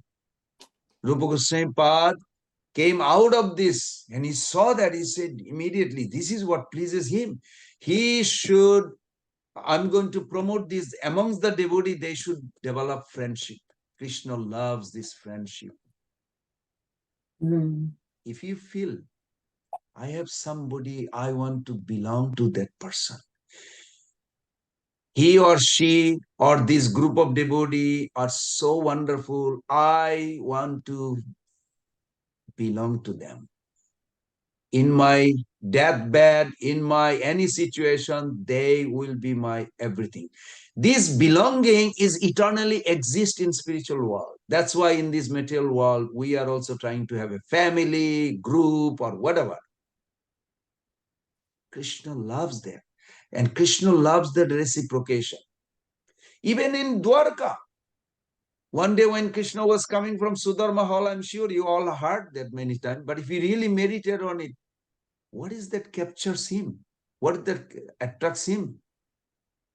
And he said, wow, so beautiful. Where do you come from? And then he realized that behind him, Uddhava and thousands other ministers and Ugrasen, Balaram, everybody. And Krishna asked Uddhava, did you just see? He said, yes, my Lord. Oh, that was my own reflection. And then Uddhava revealed, do you know what attracts us eternally to be with you? It's you. We don't want to live without you. And Krishna is thinking, that's interesting. They don't want to live without me. What about me? I want to live with me. How do I live with me? This idea is eternally there. That's why eternally this dynamic lila will go on. It will never stop. And Krishna is not a one form. Advaitam, Achyuta, Anadi, Ananta Rupam. He has an unlimited form. Why do we follow Radharani to get Krishna? Why Prabhupada promote this? You know, if you Radhastami lecture, Prabhupada writes. So if you go to approach Radharani, then it will be easy. Why Radharani? Say dware achandale kirtan, no. Say premodare radhika nitta ekali, amar madhurja prem ashade shakali. She alone relishes everything, Krishna's beauty, Krishna's sweetness, Krishna's affection, everything. And whoever is close to her gets that automatically. Prabhus and mothers, Dr. Padmini Devi, you cannot, if I tell you I'm hungry, and if you say, Prabhu, I'll eat for you, will I be satisfied? Certainly not, Prabhu. Because we have a separate existence in this material world. But in spiritual world, something I tell you, I reveal you, very secret. Everybody should meditate on it. It's very, generally we don't discuss this. When we are close proximity to our Guru Varga, what they experience in spiritual level, when we enter there, we will get that part. Radha Krishna are wonderfully exchanging love. It's an ocean amount of happiness. Well, how can I get it? I am an insignificant soul.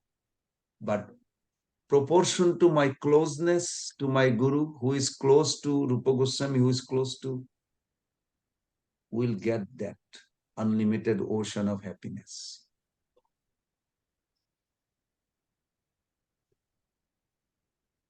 This is very nicely depicted. Both Rupa Goswami Pad, also Bhaktivinoda Thakur. That's why this is very, you wonder, I asked one Gauriya Sannyasi many years back. I said, Maharaj, this 300 maid servants serving Rukmini Devi every day, they are also beautiful girl. I'm sure I didn't meet. I'm only insignificant rascal soul in the material world. But I still wonder, Krishna is so beautiful. None of the maid servant ever desire, oh, he's so beautiful. The Lord is so beautiful. I wish he would hug me. Or I wish he would look at me. I don't know how the spiritual body works, but I'm just curious. He said, there is a verse. Generally, we don't discuss this, but this is there. So I dove into it, and I see Bhakti Vinod Thakur elaborate that also. That's why you can see why Prabhupada writes in the introduction very nicely in Chaitanya Charitamrita, the teachings of Lord Chaitanya also, that Radha Krishna's love is unlimited. Nobody can understand what is unlimited love and happiness. So Krishna himself came down as Chaitanya Mahaprabhu to taste it. And whatever was left, Krishna Das Kaviraj Goswami writes in Chaitanya as a Chaitanya Charitamrita. And then Prabhupada puts this connection. He said, this is unlimited, Mahaprabhu is relishing. Whoever is close to Mahaprabhu will also relish. And then Prabhupada gives the name, 6 Goswamis. And then he gives Vishwanath Chakravarti, Narottam Das Thakur, Vishwanath Chakravarti Thakur, Baladev Vidyabhushan Thakur, Jagannath Das Babaji, Bhaktivinoda Thakur. Then he gives list and he comes all the way to Bhakti Siddhanta Thakur and he stops. So how much we close to senior well-wisher, their relishment in spiritual level, not material level. Material level means Thakur Prabhu, if you are hungry and I tell you I'll eat for you, it will not work. Because your body is your body, my body is my body. It cannot be one. But spiritual body, whatever Radharani is relishing, Roti Manjari is getting. That's why Roti Manjari doesn't have to be there.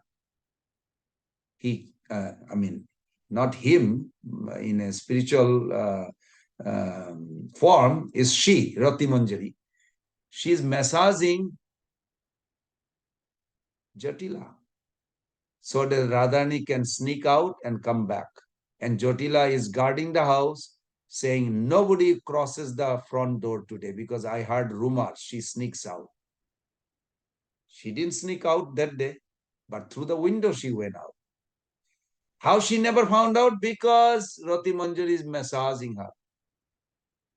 That's how she writes. Bhajami Radhai Aravinda Netram. Aravinda Netram. What is Aravinda Netram? Why there is a pink tone on the eye? You can say, if you stay up whole night, your eyes has this red mark below the pupil. Yes, but they don't have a spiritual material eye. But what you said, it has origin also. That's why Jagannath eye has a red, big web, because of compassion. What is that compassion? Compassion is Radha Krishna's enjoyment in Kunja, in Raslila, Rati Manjari in Jyotila's house, relishing it because her affection, connection with Radharani. She is massaging externally, So don't worry, Mother Jyotila, nobody's passed by. You relax. I'll give you massage. And she's massaging his fall asleep, but she's inside. She's getting ocean of enjoyment, happiness. I hope everybody got the idea. Material world, we cannot. You cannot eat for me. I cannot eat for you. But in spiritual world, you can eat for me. I can eat for you. This is unbelievable, isn't it? So wonderful. This revelation was never revealed in the material world before Mahaprabhu came. Now, let's go back to this Bevichari. I'm going to discuss this. I have one slide, actually two. I'll show you. And I want somebody to participate and read it instead of me reading. I talk too much. I don't want to read this. I'm going to show you this first. Okay. Can you all see? Someone please unmute and say yes or no. Yes, Prabhu. Yes. Okay. So let's begin. Someone please read. Well, if you don't want to read the... No, I don't have the sloka here. That's fine. Just keep on reading. Bevichari. Now, this is not a Bevichari bhav. This is Bevichari avas. Should we put the bhav first and then the avas? Avas means is a semblance. Okay. So someone can start with it. When these Vyabhichari bhavas manifest inappropriately in unqualified persons, they are actually semblances above or Vyabhichari bhavabhas. There are two types of inappropriateness appearing in persons hostile to Krishna and being improperly credited. Someone else? So what are the two types? One is pratikul, one is anuchit. Okay, go ahead.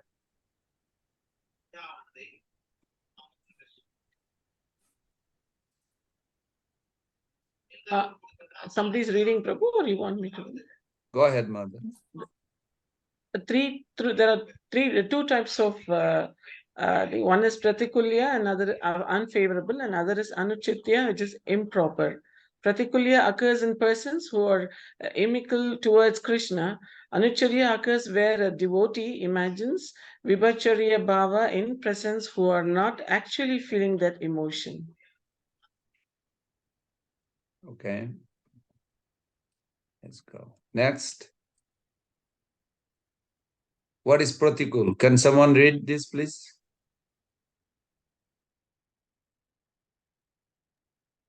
Hare Krishna Prabhuji Dhanvat Pranam. Yes. Bhakti Rasa in the 2.4.225 translation, unfavorable vyabhichari bhava bhasha. When the bhashas are present in those hostile to Krishna, they are called pratikulya, unfavorable. Read the whole thing, please. Okay, thank you. Bhakti Rasamrita in the 2.4.226 translation, an example of unfavorable manifestation of self-deprecation. After Krishna killed the Kesi demon, Krishna said, when the untrained cowherd boy killed the horse demon, who was my very life and soul, what is the need for me, the unfortunate King Kamsa, who defeated Indra as play to maintain my life? Kamsa appears to exhibit nirveda, self-deprement, or hopelessness. However, this emotion is born from a hostile pratikula attitude towards Krishna and therefore is not an actual vyabhichari bhava. Hare Krishna. Okay. One more, next.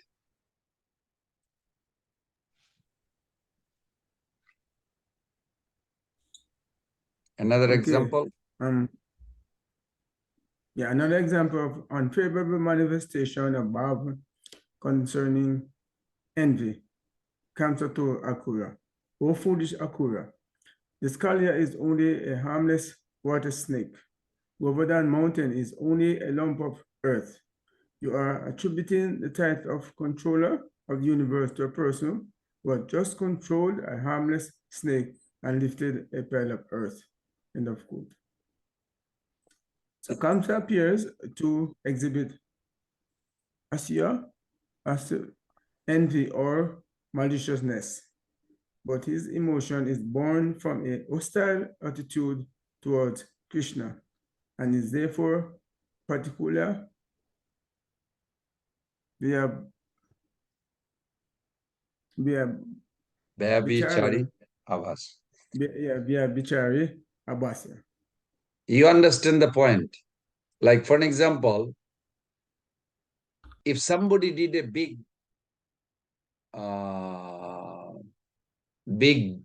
favor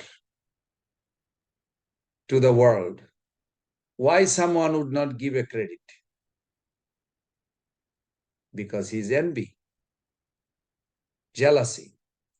So Krishna lifted Govardhan. How big is Govardhan? 28 miles. Why Kongso is saying it's just a lump of some dirt? 28 miles is a lump of dirt. It's like a little dirt you pick up on your pinky. You know, you make some dirt, mix with your pinky finger and just raise your hand like this. But it was not a little dirt. It's a 28 miles mountain. Now, I also, personally, I killed one water marcus one time because it was so close to the house and children was there, like I was a little scared. So water marcus is not a big deal, but Kalia is not a water marcus. It's a deadly poisonous, most poisonous, that no bird even could pass through the Kalia rod, it would fall dead. Even demigod would not come. Why Kongso says a little water marcus, harmless water snake? Because he's so envy, he cannot give, he doesn't want to give credit to Krishna. That he made the water purified, Kalia is out of Vrindavan. No, nothing he will talk. Yeah, he just killed a little, water marcus, snake. Okay, one more devotee, please. Can I read? Yes. It's BRS 228 translation. There are two types of appropriateness, non-existent astha, and astha, right? Astia, and unqualified, ajogga. Non-existent means attributing Boibhavacharya, Chari, Bhavas to Bhavas. Boibha Vichari. Vyavichari. Vyavichari. Boibhavicharya. Chari. Not Charya, Chari. Vyavichari. Boibhavicari. Boibhavicari. Vavas to inanimate objects, which cannot have emotions. Unqualified means attributing Bhavichari bhavas to animals who are unqualified for higher conscious.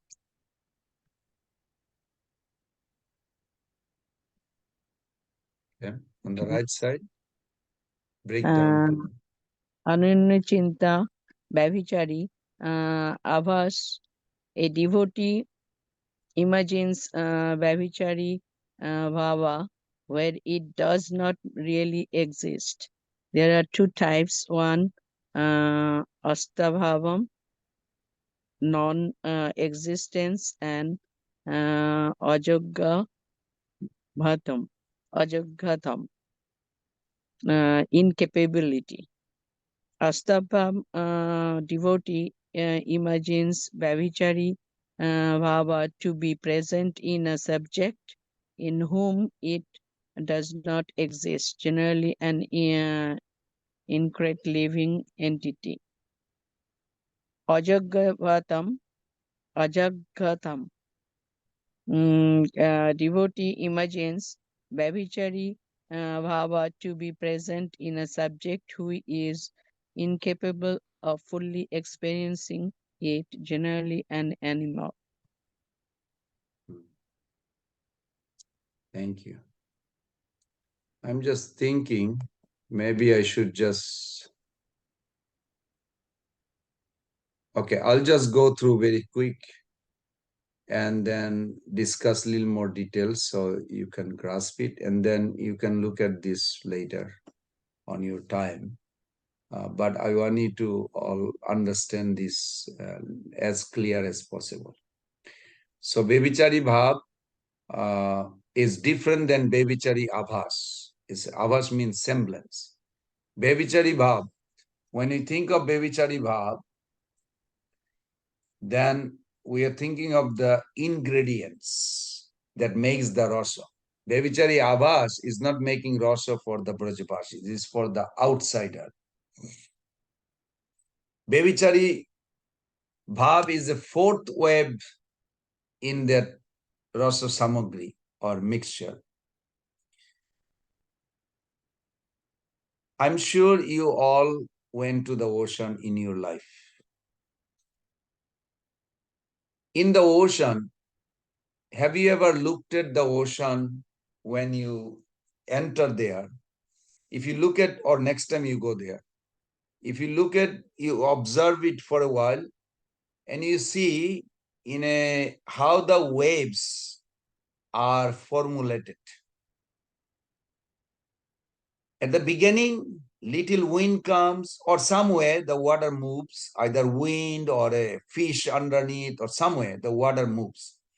When the water is moving, a little wave starts.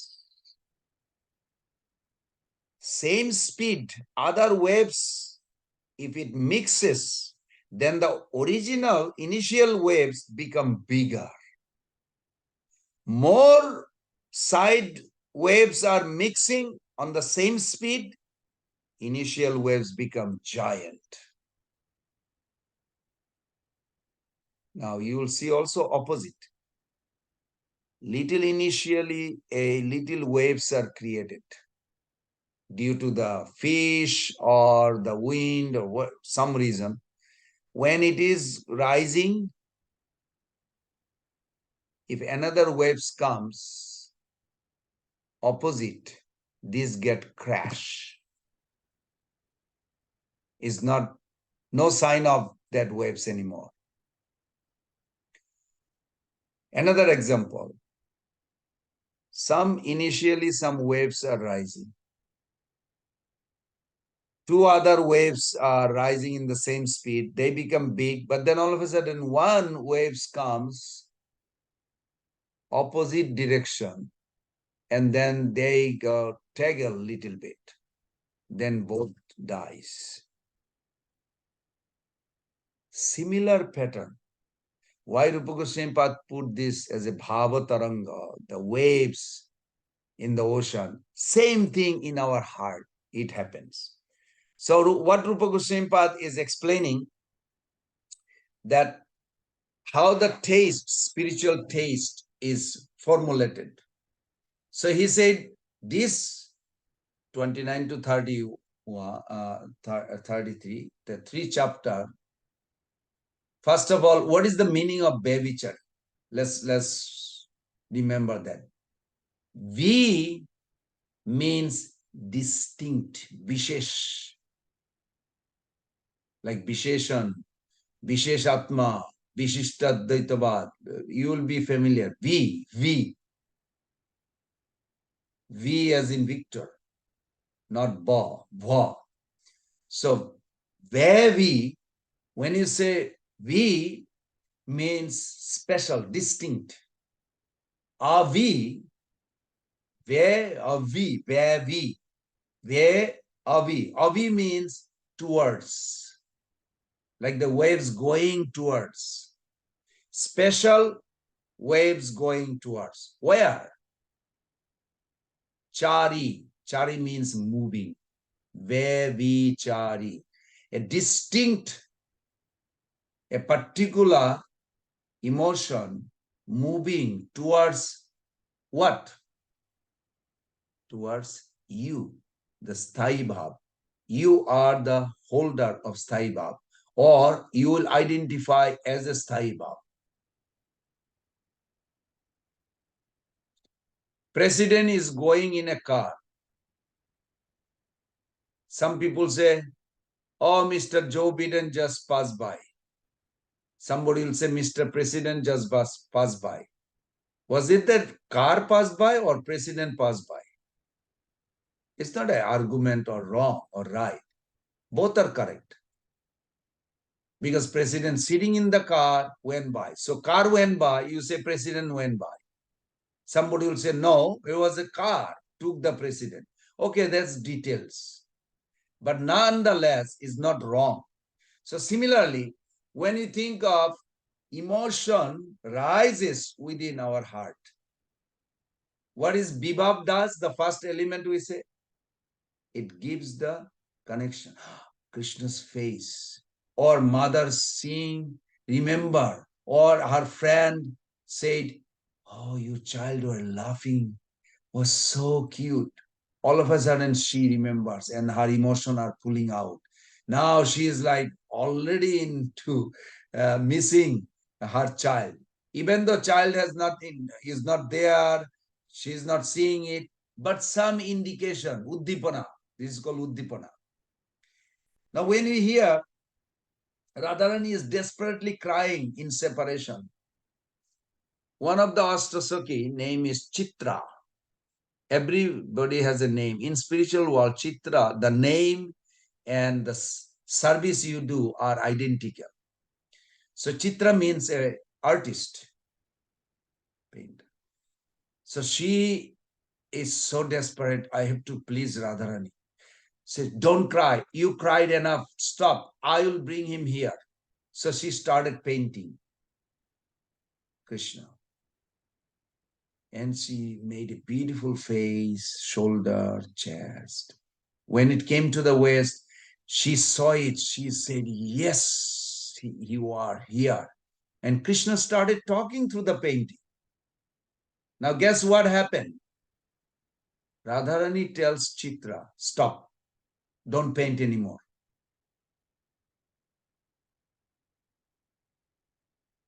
Krishna is laughing. Why? Because if you paint the leg, he will start walking out. I don't want him to go out. I want him to stay there. Can someone tell me what did you understand? Otherwise, you will think like this is like a really hallucination. Spiritual world happiness is like a... Yes, we cannot understand from the material view because painting doesn't talk to you. I hope not, maybe. And if you do, Krishna can talk through the painting because your mind has Krishna, then when you look at the deity, I hope you all know that. When you look at the deity, what you have in your heart, it unites with the deity. If you do not have Krishna's complete understanding, you will not see Krishna in the deity. It's not possible. Jadrishi Jadrishi Bhavana Jasya Siddhir Bhavati Tadrishi. This is a fact. Now, if you are in love with Krishna in your heart, you feeling his presence, you really love him, you sometimes cry, you try to talk to him. When you look at the deity, you come in the temple, you look at the deity, your Krishna in your heart will unite with the deity. Then communication starts. But if you do not have Krishna in your heart, deity will not start talking to you.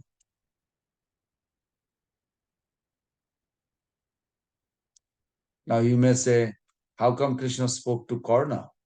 How come Krishna spoke to Duryodhana or Dhritarashtra? They have Kamsa. Yes, they have. But they have inimical. So Krishna also reciprocated in that way. But they have absorption. Believe me, Kamsa is not an ordinary soul. Kamsa is going on the steps and he pull out the sword. Here you are. Keshi said, my lord, that's your shadow. It's not Krishna. Oh, okay. Can you imagine how hypnotized he is on Krishna? Seeing his own shadow, he is thinking this is his enemy just came. I wish I would have some kind of a, even that is not favorable, but absorption so deep, unbelievable. So in spiritual world, Krishna can be sitting next to Radharani and they say, Jotila just came in the kunja. Now Radharani is nervous. What will happen? Krishna said, don't worry, just sit properly. Well, I'm so nervous. No, don't be nervous. Jotila literally enter in the kunja, he says. Why are you holding this painting of this Nanda Maharaj's son? Now, is that a painting or Krishna? It is Krishna, but she sees it as a painting. So when you hear those pastimes, you have to understand the Bebichari Bhav in order to crack yourself up. And your attraction towards Krishna will rise.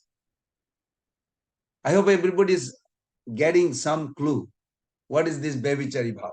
So, Bebichari Bhav, as I mentioned, Be Avichari, special, distinct, that moves. That's why it's called also Sanchari Bhav. Sanchari Bhav means the feeling that coming out in relation to Krishna, moving towards your Sthai Bhav is called Bebichari Bhav. They are also called Sanchari Bhav. Why? Because it communicates. They communicated through words, satta, existence, through travel, throughout the system. When you hear Radharani is saying, don't touch me, don't touch me, don't touch me, go away. And then you hear also just the opposite. In Chaitanya Charitamrita, Krishna tells, oh, I take the shelter of Narayan and I come every day to see you. Is that a truth? And why Radharani say, don't touch? So then Vishaka would say, I don't see anyone who is touching her feet. But she's so angry with Krishna, but Krishna is not here. Lalita Shakhi said, come with me. Look at it. Her feet has Krishna's finger. Krishna just tried to touch her feet. Wow, but I didn't see him. He came and gone so quick. No. Through Bebichari Bhav, actually this thing manifests. It's real. It's not like some dragatic hallucination. No, it is real. Spiritual world is real. Spiritual mood are real. This is how spiritual relishment takes place. So, Prabhus and mothers, Bebichari is an emotional experience that results from intensified affection for Krishna, which serves to embellish and further stimulate your affection. We can grasp the basic concept of Bebichari Bhav by returning to our original, yesterday's example I gave about the baby and mother. I hope all of you remember. I hope. What happened? You remember I mentioned that when the mother saw the baby, precariously,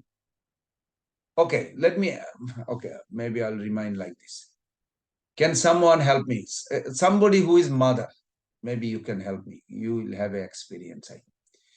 Just imagine you have come to your house after whole day office work, and this 7-8 months baby, some or other, crawl out, and the caretaker, okay, I won't say about caretaker. The baby came on the railing, and the railing between the railing post, baby could actually sneak out. And sneak out means falling on the ground floor. And baby is on the second floor.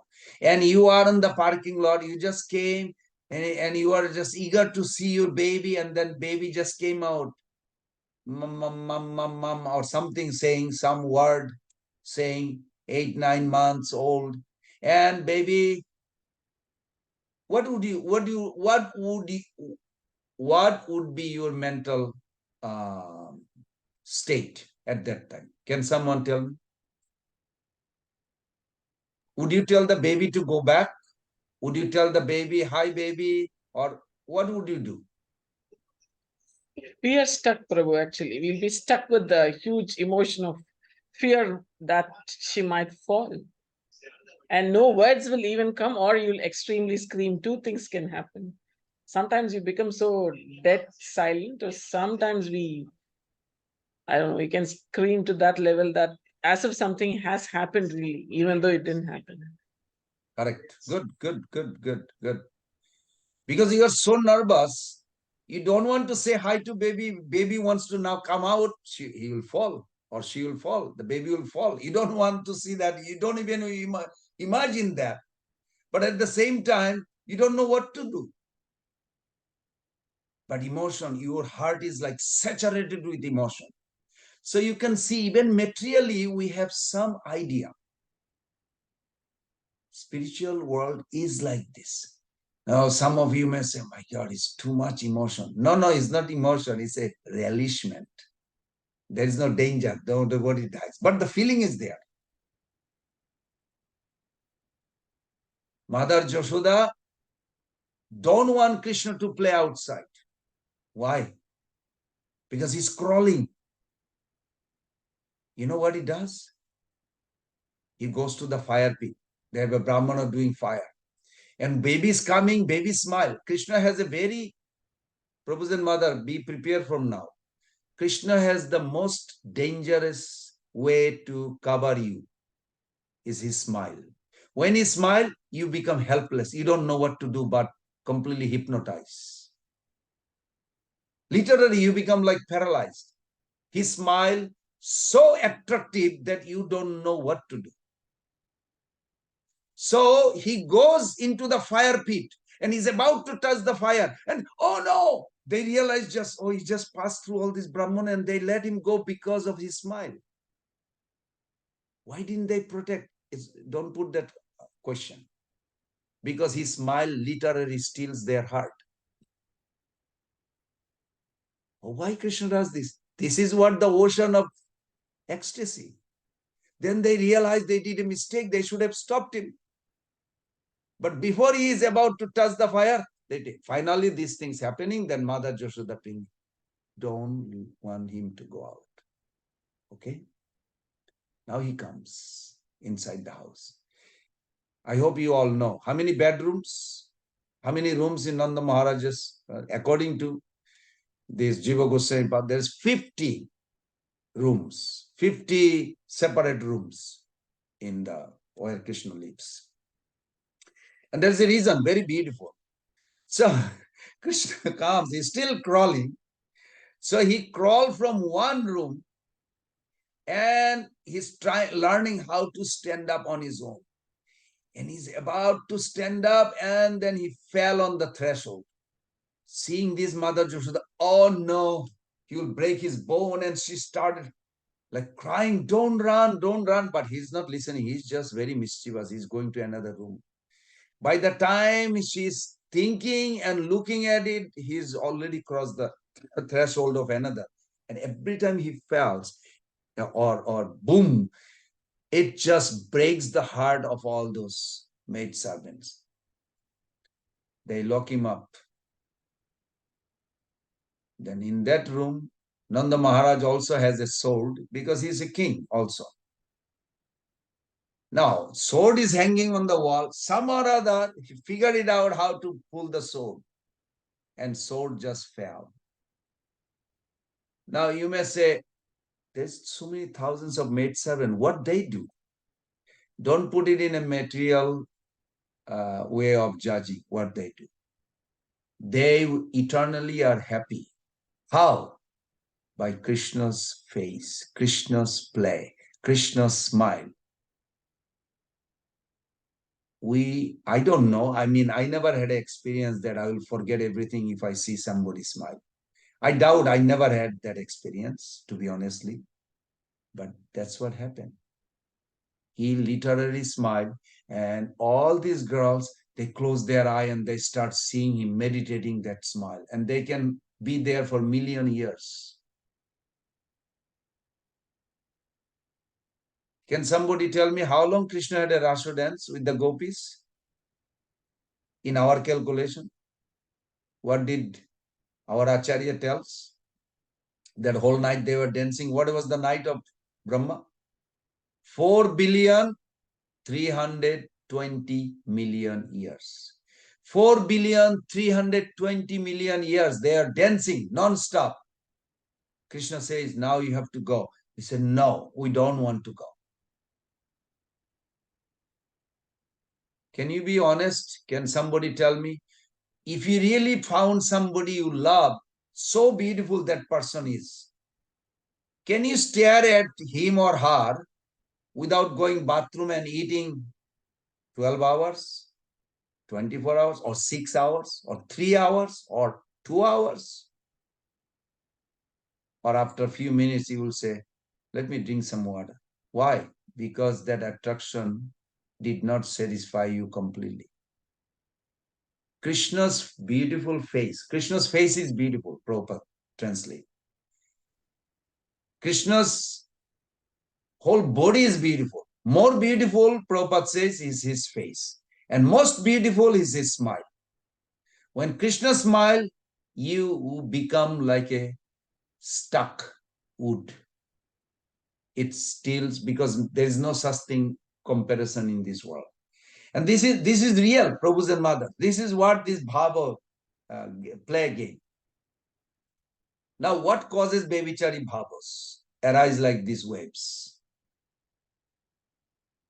Remembering his different lila pastimes, his beautiful face, his smiling, his activities, his word. Nanda Maharaj prays, Narayan, my Lord, I want this child life after life, even though he never dies, but he prays, life after life. I just want him to keep on talking.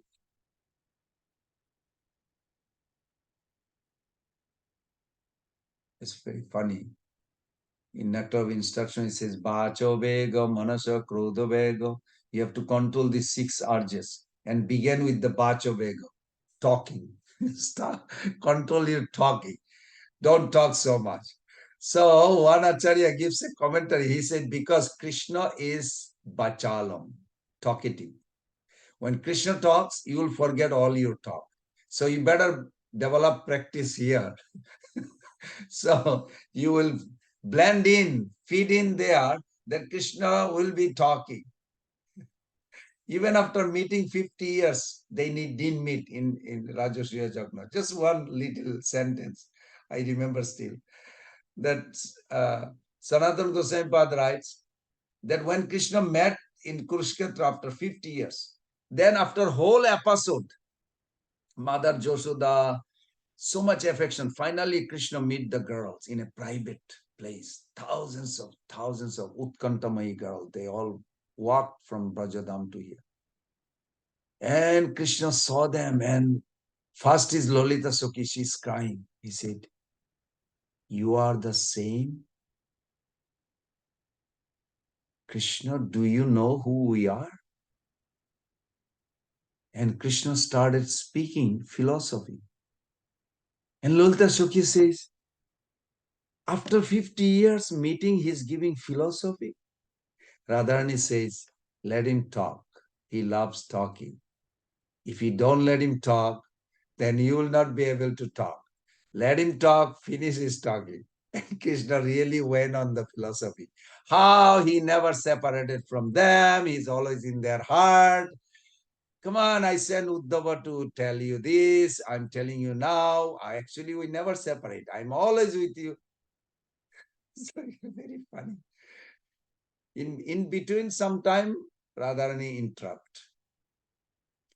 Don't give this philosophy, you are in my heart. You cannot tolerate my separation feeling. If you are in my heart, how is possible you would be sitting there and tolerating? I know you, you cannot tolerate. So therefore, you are not super soul, Paramatma. Now, Prabhu's and Mother, I'm not saying you should believe or not believe. It depends how is your relationship with Krishna and Radharani. Krishna says, I'm in your heart. Radharani says, you are not in my heart. Because if you are in my heart, you would not be able to tolerate seeing my deplorable situation. So this dialogue, these are the emotion, it's plays, and Krishna loves it. These challenges. This is what this Bhava Taranga, the waves of ocean. So there are 33, and each of them has an example. Beautiful example. Literally, you can spend 33 days just on one every day. Every day, one think and the example, and then you think of other example from Bhagavatam or Krishna book or Gopal Champu that we read. Now, what are the groups of those 33 century? There are few groups. Some, first of all, I hope you all remember, century means the mood that arising, it's going where? It's always moving. Going where? Towards Sthai Bhav. Something they see, then all of a sudden emotion rises. And then another waves come, another memory comes, then another memory comes. If it is all favorable, then it will move in one way. Moving where? Not towards Krishna, towards you. And then Krishna will reciprocate, but it will move towards you. That's why it's called Sanchari, is moving towards you. Some moods are independent, some are dependent. Like if there's a big waves going, and small wave comes even against, cannot crash. The waves feeling is so heavy, the waves, and it will go full speed all the way to the bank, Sthai Bhav. If it is small, some big opposition comes, you are crashed. That mood is crashed. Mother Yashoda is feeling of Putana. That lady took my child, and she went to the other side of the room, saw Krishna and grabbed him. And Krishna is thinking, what happened? I was playing with the boys. Now she grabbed me and she just hugging me and she's shedding tears. I hope I never see that lady ever comes. And Krishna said, it's all right, mommy, you'll be okay. He's not asking who is that lady. Don't put that logic away. He knows everything, isn't? He's omniscient. Yes, he's omniscient. But when you relish it, that is not applicable. And they go like covered. So like this favorable, unfavorable, all kinds of emotion. So this place. Now, there is some question. I was also meditating like this early morning today. I created few questions. Like, for an example, when this different emotion merges, what happened? So Bhaktivinoda Thakur gives a clue on those. He says, when Bhavo Sandhi means junction, where other emotion meets. Either the same types or opposite types. So inertness caused by one's loved one inertness caused by something else. Both arise at the same time. Putana came to take Krishna. Krishna closed his eye. Putana picked him up. Of course, every Acharya gives their own explanation why Krishna closed his eye. When Putana is taking away, Putana is thinking, I want to get out of here quickly so I can kill the baby. But she had a little fear, first time in her life. Would you like to guess why she has a fear? She never had a fear. When she writes her resume to Kamsa, when Kamsa was worried that my enemy is born somewhere, then every demon, they are giving their resume to Kamsa. Putana also write a resume, what I'm expert in, qualification. At the end, she write, before she signed the paper, she said, I love sucking newborn babies' tears. And my most expertism is to twist the neck of baby to kill and suck the tears of sadness.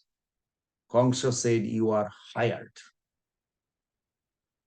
Because it was, of course, you may say, Prabhu, this is like a deadly witch. Yes, but that's how Kamsa wants. A genius, expert killer of baby. So Putana said, so when Putana, expert in killing babies, whole life she killed. There are 14 types of witches. Sanatana Goswami Pad gives list. I remember I made even a drawing one time. And one of the list is that the top one is Kachuri, Kotora. Kachuri means they fly in the sky. Even in America, in Halloween, we see this. They have I don't know origin, how it is originated, but all came from Putana, I feel like. Because Putana's explanation and Halloween's witches exactly same, but Putana has more. That she has a broom and she loves flying. They are called Kachuri. But amongst the Kachuri, 3 types, one is the number 1, Kotora, and Putana is Kotora. She has a very special quality of how to kill a baby. Then, the 7th child of Mother Devaki was transferred to where? Who remembers? Mother Devaki's 7th child, who was that? Baladev Prabhu. Yes. She was transferred to Mother Rohini's womb. But did Kamsa know this? No. Kamsa has no clue. So how did Kamsa convince? Because Putana. Putana says, I know how to kill a baby in the womb.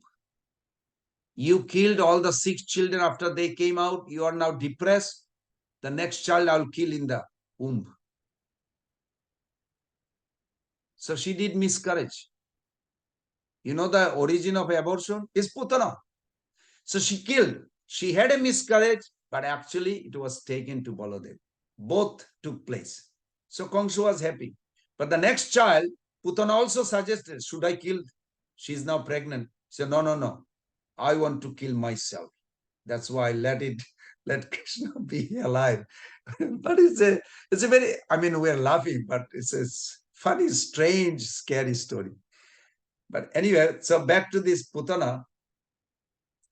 When Putana was taking the baby out, can somebody help me? When Putana taking the baby out, what happened to Yashoda and Rohini Maya? They were sitting there. What did they do? Putana was running. Now, outside she went. She went and fell. Where? In Brajavashi's house or courtyard or where? No. She fell in Kamsa's fruit garden. It was 14 square mile, and Putana's body, original body, is 12 miles. So it fell and finished all the breakfast for tomorrow for Kamsa. Kamsa doesn't eat by alone. He eats with all his entourage. few hundred, they all sit in the breakfast. Kamsa get the highest table and he eats. And that's where the breakfast fruits used to come. So it is nothing, it is in a one sense you can say within Vrindavan, but it is not Vrindavan. It is Kamsa's separate garden. Brajavashi never goes there. So it's very interesting. So my question is, what happened to Joshoda and Rohini? Come on, Prabhu's and mother. I'm sure you all know this past time, how Putana took and what happened to Devaki and, Joshoda and Rohini.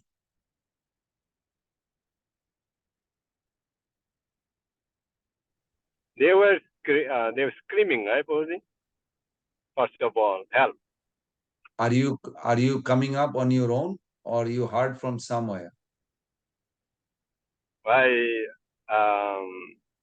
I see whenever we listen Putana his story about this story past time, we always hear that, oh, Jasoda Mata, everybody screaming why she's become raised her body, and they're so kind of scared, but still they were screaming to take the help from the Lord or something like that. That's how I heard. It's not exactly like that. She was not screaming. She became stamba, pillar. And that will be tomorrow. What causes us inert. But these babychari birds also. Rohini Maya, Joshoda Maya both became inert. They're like shocked. The 12-mile bari. Do you know 12-mile bari flying? No, I don't think you can imagine. I mean, maybe you can imagine. I don't know. I cannot imagine. 12-mile bari, a female bari, flying with her baby. Just by seeing this, she got inert. This is what I'm discussing. When opposite emotion comes, she has affection, but now affection is being challenged, tortured. Her object of love is taken away. She became inert, like a non-moving, cannot move. She fell off. Both. Who went to rescue? The maidservants. That's why Mother Joshoda loves her maidservant. Would you like to be her maidservant? She will love that. Prabhupada actually promoted this. Prabhupada said one should not think of to become mother of Krishna, rather become an assistant to Joshoda Maya. Then after one life, that person can enter in Golok Vrindavan as a servant of Joshoda Maya. But if you want to become mother, you have to wait for 4,320,000,000 years.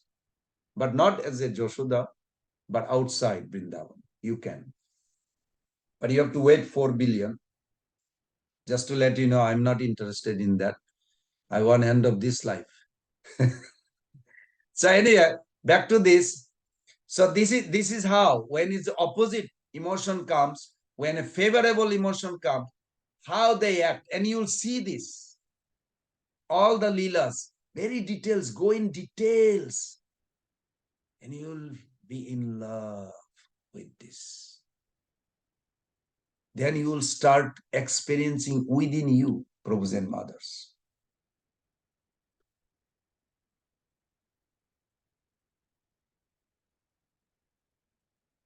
And Satyadevata Prabhu very nicely explained how the 41 bhavas total comes.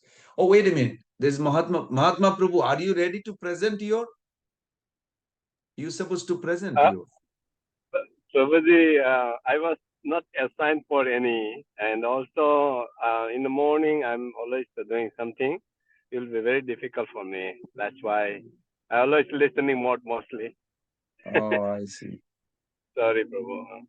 That's okay. I wish I did something. No, that's okay.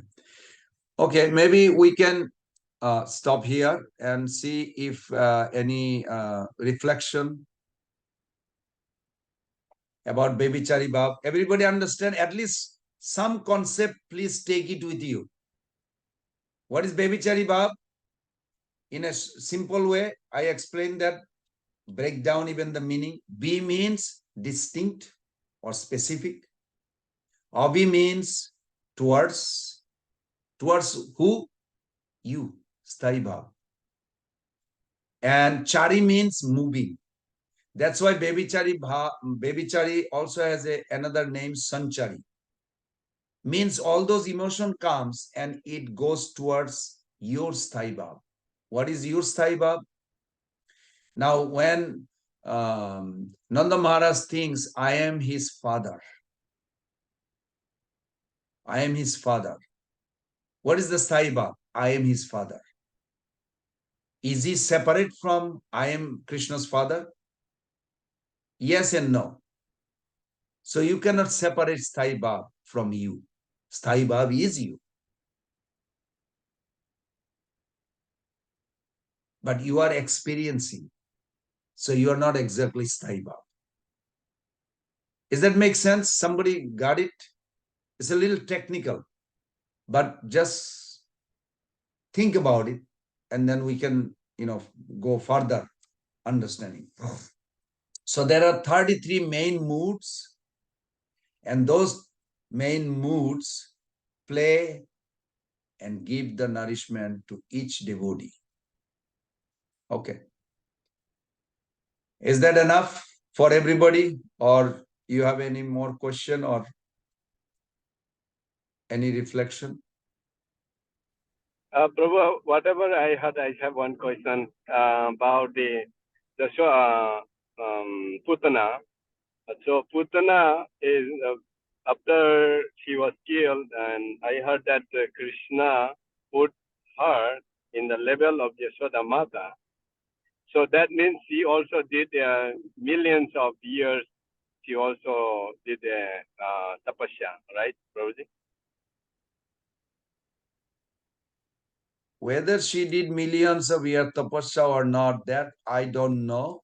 I never heard it. You have to have a reference. I never heard it, but it is recorded that she was a daughter of Bali Maharaj when Bamandev came, where this origin idea. Putana is a position, according to Sanatana Goswami Path. Putana is a position, and Putana means when there is a qualified in a sense, the nature of Putana that somebody develops. So Bali Maharaj's daughter, what did she do? When she saw, in a shorter version, I can tell you, when she saw Bamandev appeared there, Bamandev was enchanting the whole audience. Was so beautiful, little boy. Even Prabhupada says, how Prabhupada got hypnotized, look at that. Prabhupada says, in the temple, you can have one student, young boy, little boy from school, can play the role of Bamandev. So in Mayapur, till today, they do that. On Bamana Dadoshi, they have a Gurukuli, one boy dressed like a Bamandev, they dress like a Bali Maharaj, somebody, and they play the whole role because Prabhupada wanted. So that was Bali Maharaj's daughter. When she saw this beautiful, attractive, charming boy, she could not resist. She thought, I wish I would have a child like this. I would be happy forever. And what did Bamandev do? He wink. Wink. Okay, no problem. I will. But then as the episode goes, after some time, Bamandev started taking over his first space or feet and amount of space. He was a little boy. Even Bali Maharaj says, can't you ask little more? You asking only little bit? Of course, there is a logic, Brahmana should be satisfied or what they need. They don't need more than that. But that's a tricky. Cheating, actually, cheating. You can say cheating. Bamandev actually cheated. Prabhupada says, why not? God can cheat, but when God cheats, is the most glorious cheating. So he said, I need only three steps. His little boy is asking 3 steps. How much space is there? But nonetheless, when he was taking first and second step, he took over the whole universe. There was no space left, nothing left. And then he said, you promised to give me 3 places of 3 steps. Now I have 2 steps. 3rd steps, where do I put it? Bali Maharaj was genius. Genius. I bow down to his feet. He said, possession is not higher than possessor. I have given what possession I had, but I'm still existing. You can place your 3rd step on me, the possessor. That is ultimate surrender. Was so nice. Of course, there's many angles. I won't go details in it. But then Bali Maharaj's daughter, she was on the Tribikram. Now Bamunde became Tribikram, means 3 steps, took over the entire existence in the universe. And they were near the west. You know, in Bali Maharaj found himself, where am I in this universal form of he has? That he found near the west. So his daughter think, I can't believe this. This little boy, I wanted to have my own child. He literally cheated my father and took over the whole entire, more than kingdom, because he pierced through the covering where Ganges come. What is that?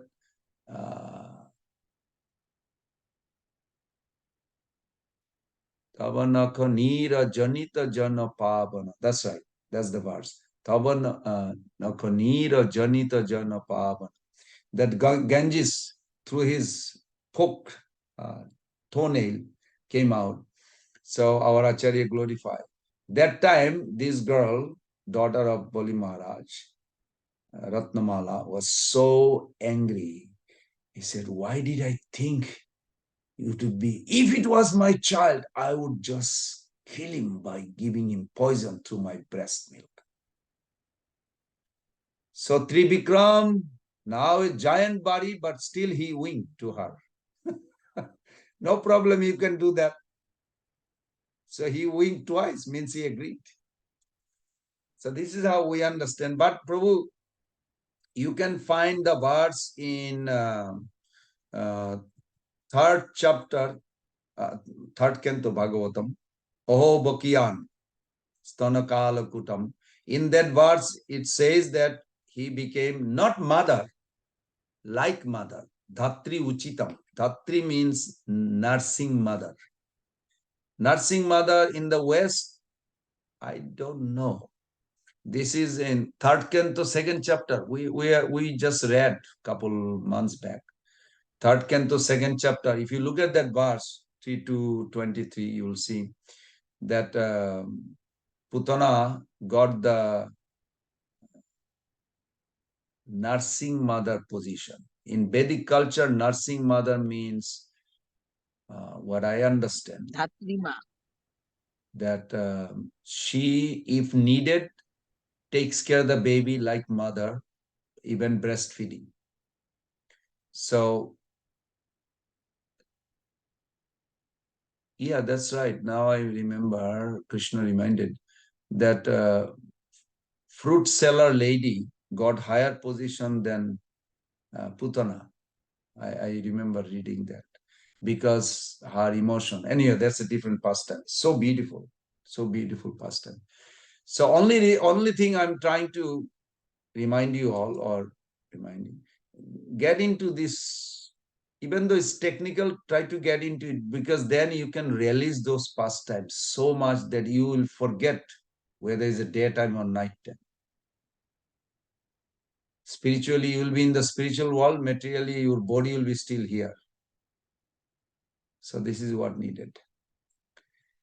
Is that okay, Prabhu? 3.2.23, you can look at it. 3.2. I think it's, can somebody has it? I think it's 3.2.23. I remember we used to, I mean, I know the verse, but the number is a second chapter, 3rd canto. I think 23 or 22, one of the two. Oho Bhakiyan, Mother Sankari Devi. Hare Krishna Prabhu. So from today's discussion, Sthai Bhav is one, right? One, a devotee experiences one Sthai Bhav.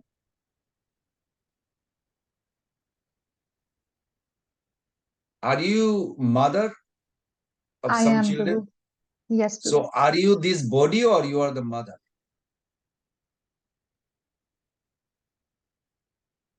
Or you are American? Prabhu, those are my designations, or designations of the body, rather. When you go to immigration, you tell them that I'm a servant of Krishna, or you tell your body birth name. Bodily birth name. No, but you're not telling them, well, I have to tell you I'm actually servant of Krishna. I don't think you do that to the immigration. I mean, you could, but you just tell them yes, I am that person. Passport name. Passport name is what? The body identification. So like this, this Sthai Bhav is actually not you, but it is you. It's like a very difficult to really distinctly separate. Right, Prabhu. So, Mike, somebody whose Sthai Bhav is Vatsalya, it is Vatsalya. There cannot be a mix of Vatsalya and, say, Sakhya. Why not? It can be. Don't ever, this is my request, don't ever limit spiritual ecstasy. You know, when Krishna came to Hastinapur, Yudhishthira Maharaj was so overwhelmed. Vasudev, this is Krishna actually. When you see Krishna, you forget everything. He started crying. He went to hug him. I'm so happy you came. We really missed you. And then he took him. Please come and have a seat. We prepare a nice place for you to stay. And whole thing is over for hours and hours and hours. And afternoon, Yudhishthira Maharaj started crying. I'm a horrible person. He is God. I did not bathe his feet. I didn't worship him. I was hugging him, crying him. What kind of reception is this? Tell me, Mother Sankari Radha, did he do wrong? No, Prabhu. But he felt wrong. I'm glad you are not next to Yudhishthira Maharaj. Otherwise, he would say, why are you saying that? I felt it is improper. He literally cried. Why did I go so overwhelming? But he is God. I must welcome and worship him, wash his feet, do puja, and then bring him. But I was like, I could not control, and I just took him. I was crying, and he was also going with it. You cannot figure it out whether it's a right or wrong. Both are correct. Yeah, Prabhu. So while you were explaining that, I was thinking of Lord Balaram. Really, we cannot, I mean, as far as I understand, we cannot figure his Thai Bhav too, because he expresses almost all of them. Yeah. There is Vatsalya because he's an elder brother. Sakhya is again very prominent because they go play. And Dasya, we've seen him massaging Krishna's feet. He takes pleasure in that. Yeah. But when you meet him, you tell him, don't disturb the Dwarkavasis with Vrindavan dream. In the dream, he speaks loud sometimes. He says, Krishna, this gopi loves you more than any girl. And all the queens are hearing, what? What did he just say? I mean, they didn't challenge, but it's like, Krishna loves us. I'm his wife. And now you're saying that he loves it. Of course, Balaram is Balaram. But when you see Balaram, I don't think even you will remember what to tell him. This is how personalities are. They overwhelm their beauty, their presence. It's so wonderful personalities. But this is a good thought. You can keep on thinking and keep on growing. It never stops. Yes, Here is thank boring, you. isn't? Here is boring. You have a child and that's it. You are the mother. He cannot keep on calling every lady his mother. you'll be scared. So why you call her mother? I'm your mother. You'll be like, don't call her. So, Prabhu, I think that's with the moms too. I mean, I go and pick them I up from know. school, but I only identify those two as my kids. Not that my love for all the children over there is the same. Yeah, yeah, that's So, true. That's true. But you have to understand the 41 verse 10.13.41, I think 41 or 42, I forgot. That's question started by Parikshit Maharaj. That how is possible? What kind of love is this? That every mother feel uncontrollable love for somebody's son more than she experienced with her own son.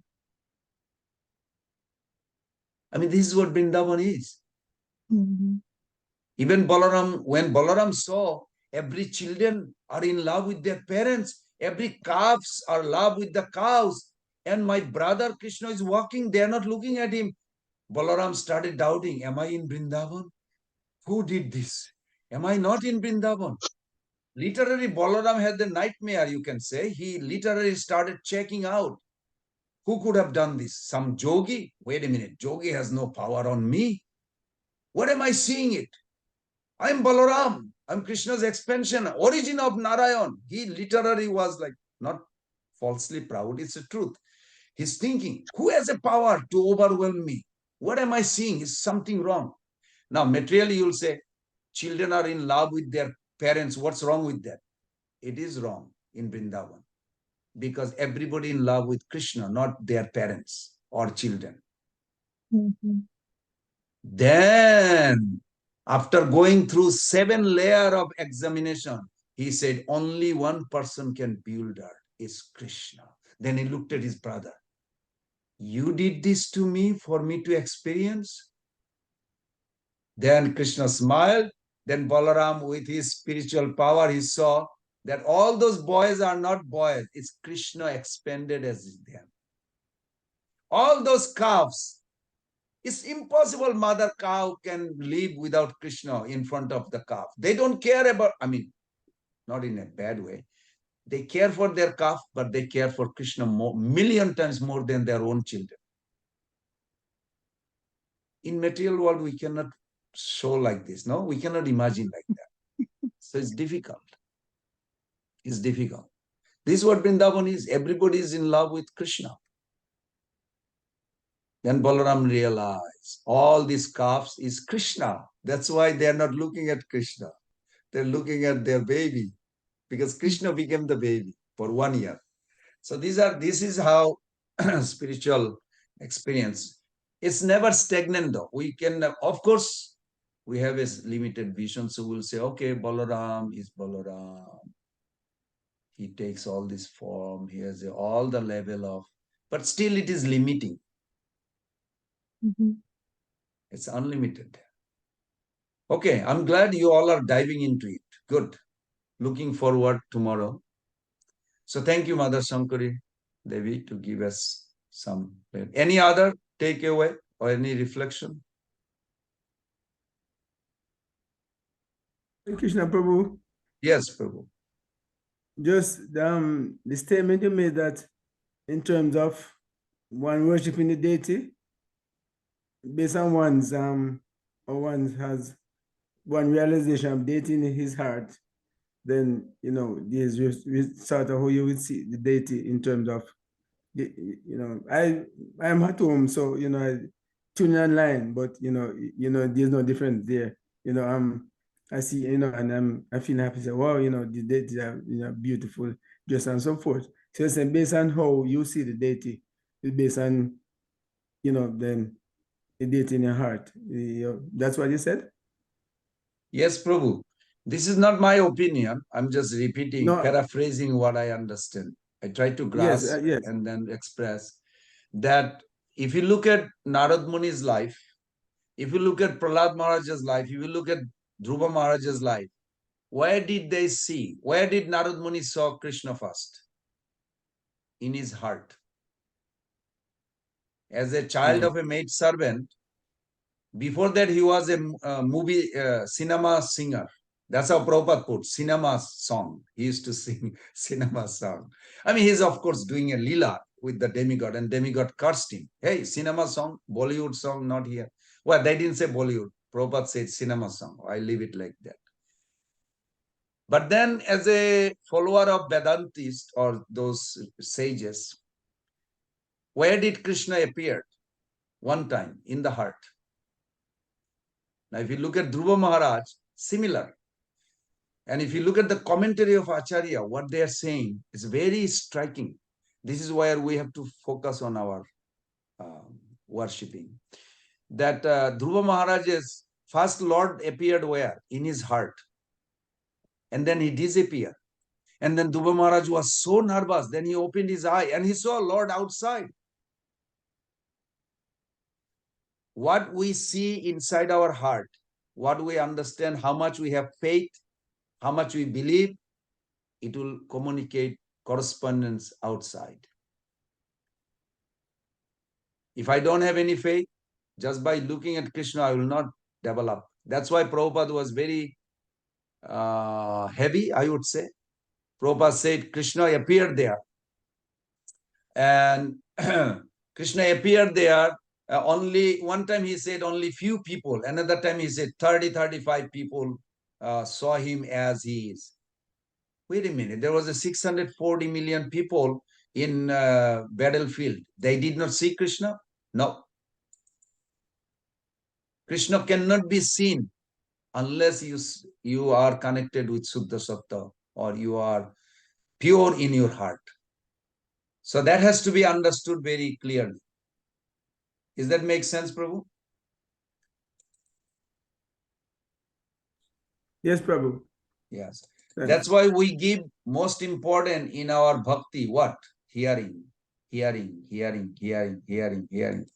We talk so much about hearing, hearing, hearing, hearing. Because hearing is, now Prabhuji, I want you to, you can, what's the four canto?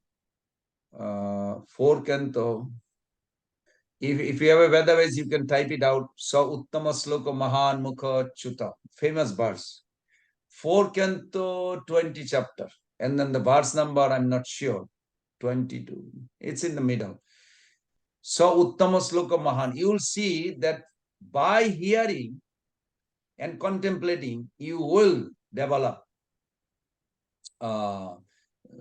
meeting the Lord face to face. Just by seeing him first, you will not.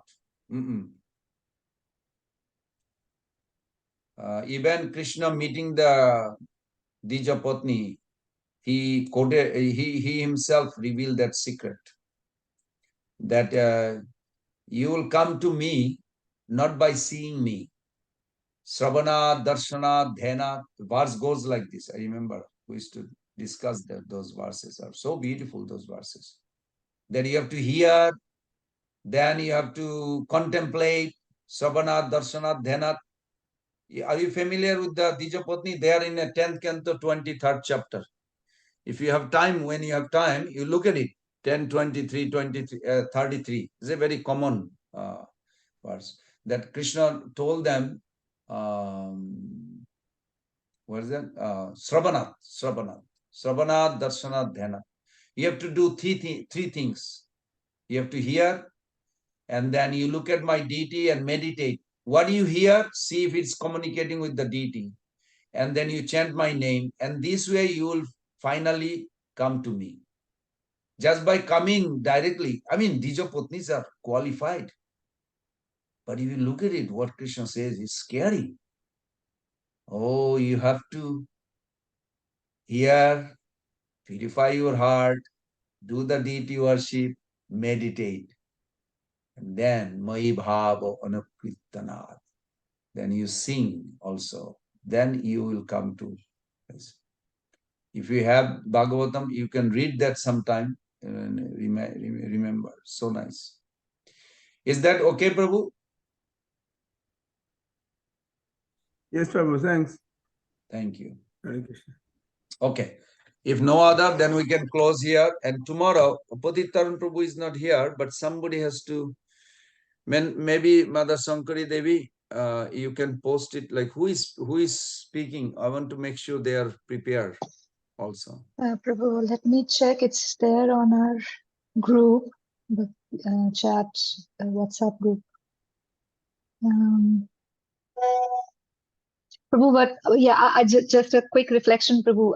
This point from you that in spiritual world, one person can eat for another person, it just clarifies so much things for me, because I always used to think that these manjaris, they are always assisting the main Sakhis and Radharani in their pastime.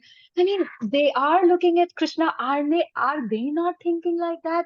That, oh, if I could just dance a little bit with Krishna and come little close to him, Yeah, but yeah. everything just puts in place that, whatever Radharani is feeling, all her, subordinates are getting it. So yes, such a wonderful position to avail. Yeah. Yeah. This is difficult to imagine, but we have some understanding. I mean, you have, I don't have. That when you are pregnant mother, when you are pregnant mother with the baby, you eat, baby eats. So some idea is there. Some idea.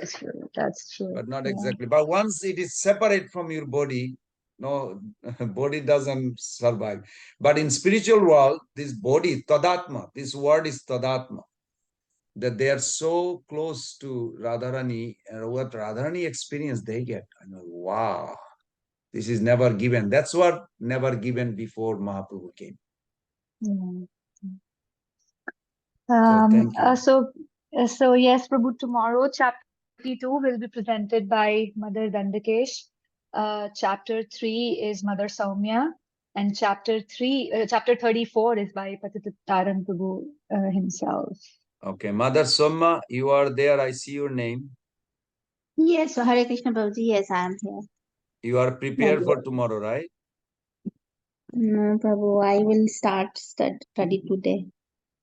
Okay, you better start now, so you will be able to Yes, present it. Prabhuji. Thank you, thank you. Yeah, I have that ceremony today, so I will start. Oh, your ceremony of somebody departed? Okay, okay. Yeah, so tomorrow is a good day for me. Thank you, Prabhuji. Wonderful, wonderful. And Mother Dandakesh, she is, oh yeah, she is here. Mother Dandakesh, I hope you are prepared for tomorrow. Just say yes, that's all. Don't say no, that's all.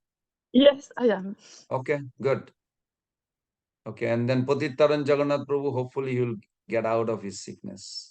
And then we'll think. Thank you. And whoever is singing, otherwise Mother Sankari Devi going to sing. If you don't pick up any singer. Mother Vishaka Devi, can you sing tomorrow? I don't know who you are, but can you sing? Hare Krishna Prabhu. I don't think so. I'm sorry. You don't think so. So would you like to express gratitude? Or which one is expressing gratitude or singing? Which one you want to do? I prefer to express gratitude. That's okay. Okay. I'm glad you took one choice out of two. There is no third choice. Good. Thank you. So Mother Sankari Devi, Vishaka Devi going to sing. Express gratitude. Yes. And somebody is going to sing. Joy Prabhu. I never heard your voice. Joy Prabhu, can you sing tomorrow? Just say yes, that's all. He's scared to unmute.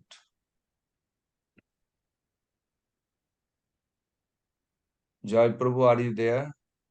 Or you are scared Sorry, to... Prabhu, I am in workplace, that's why Okay. I am just listening. Sorry for that. Not just say yes, you will sing tomorrow. Okay, I will sing. Thank you. That's all. Good. Thank you. Thank you. Hare Krishna, Krishna Krishna, Hare Hare. Hare Rama, Rama Rama, Hare Hare. Pancha kalpatarubhasya kripa sindhubhaivacha. Patitanam pavanebhyo vaishnavebhyo namo. Srila Prabhupada ki jai. Bhakti Rasamrita Sindhu Grantha ki jai. Gaur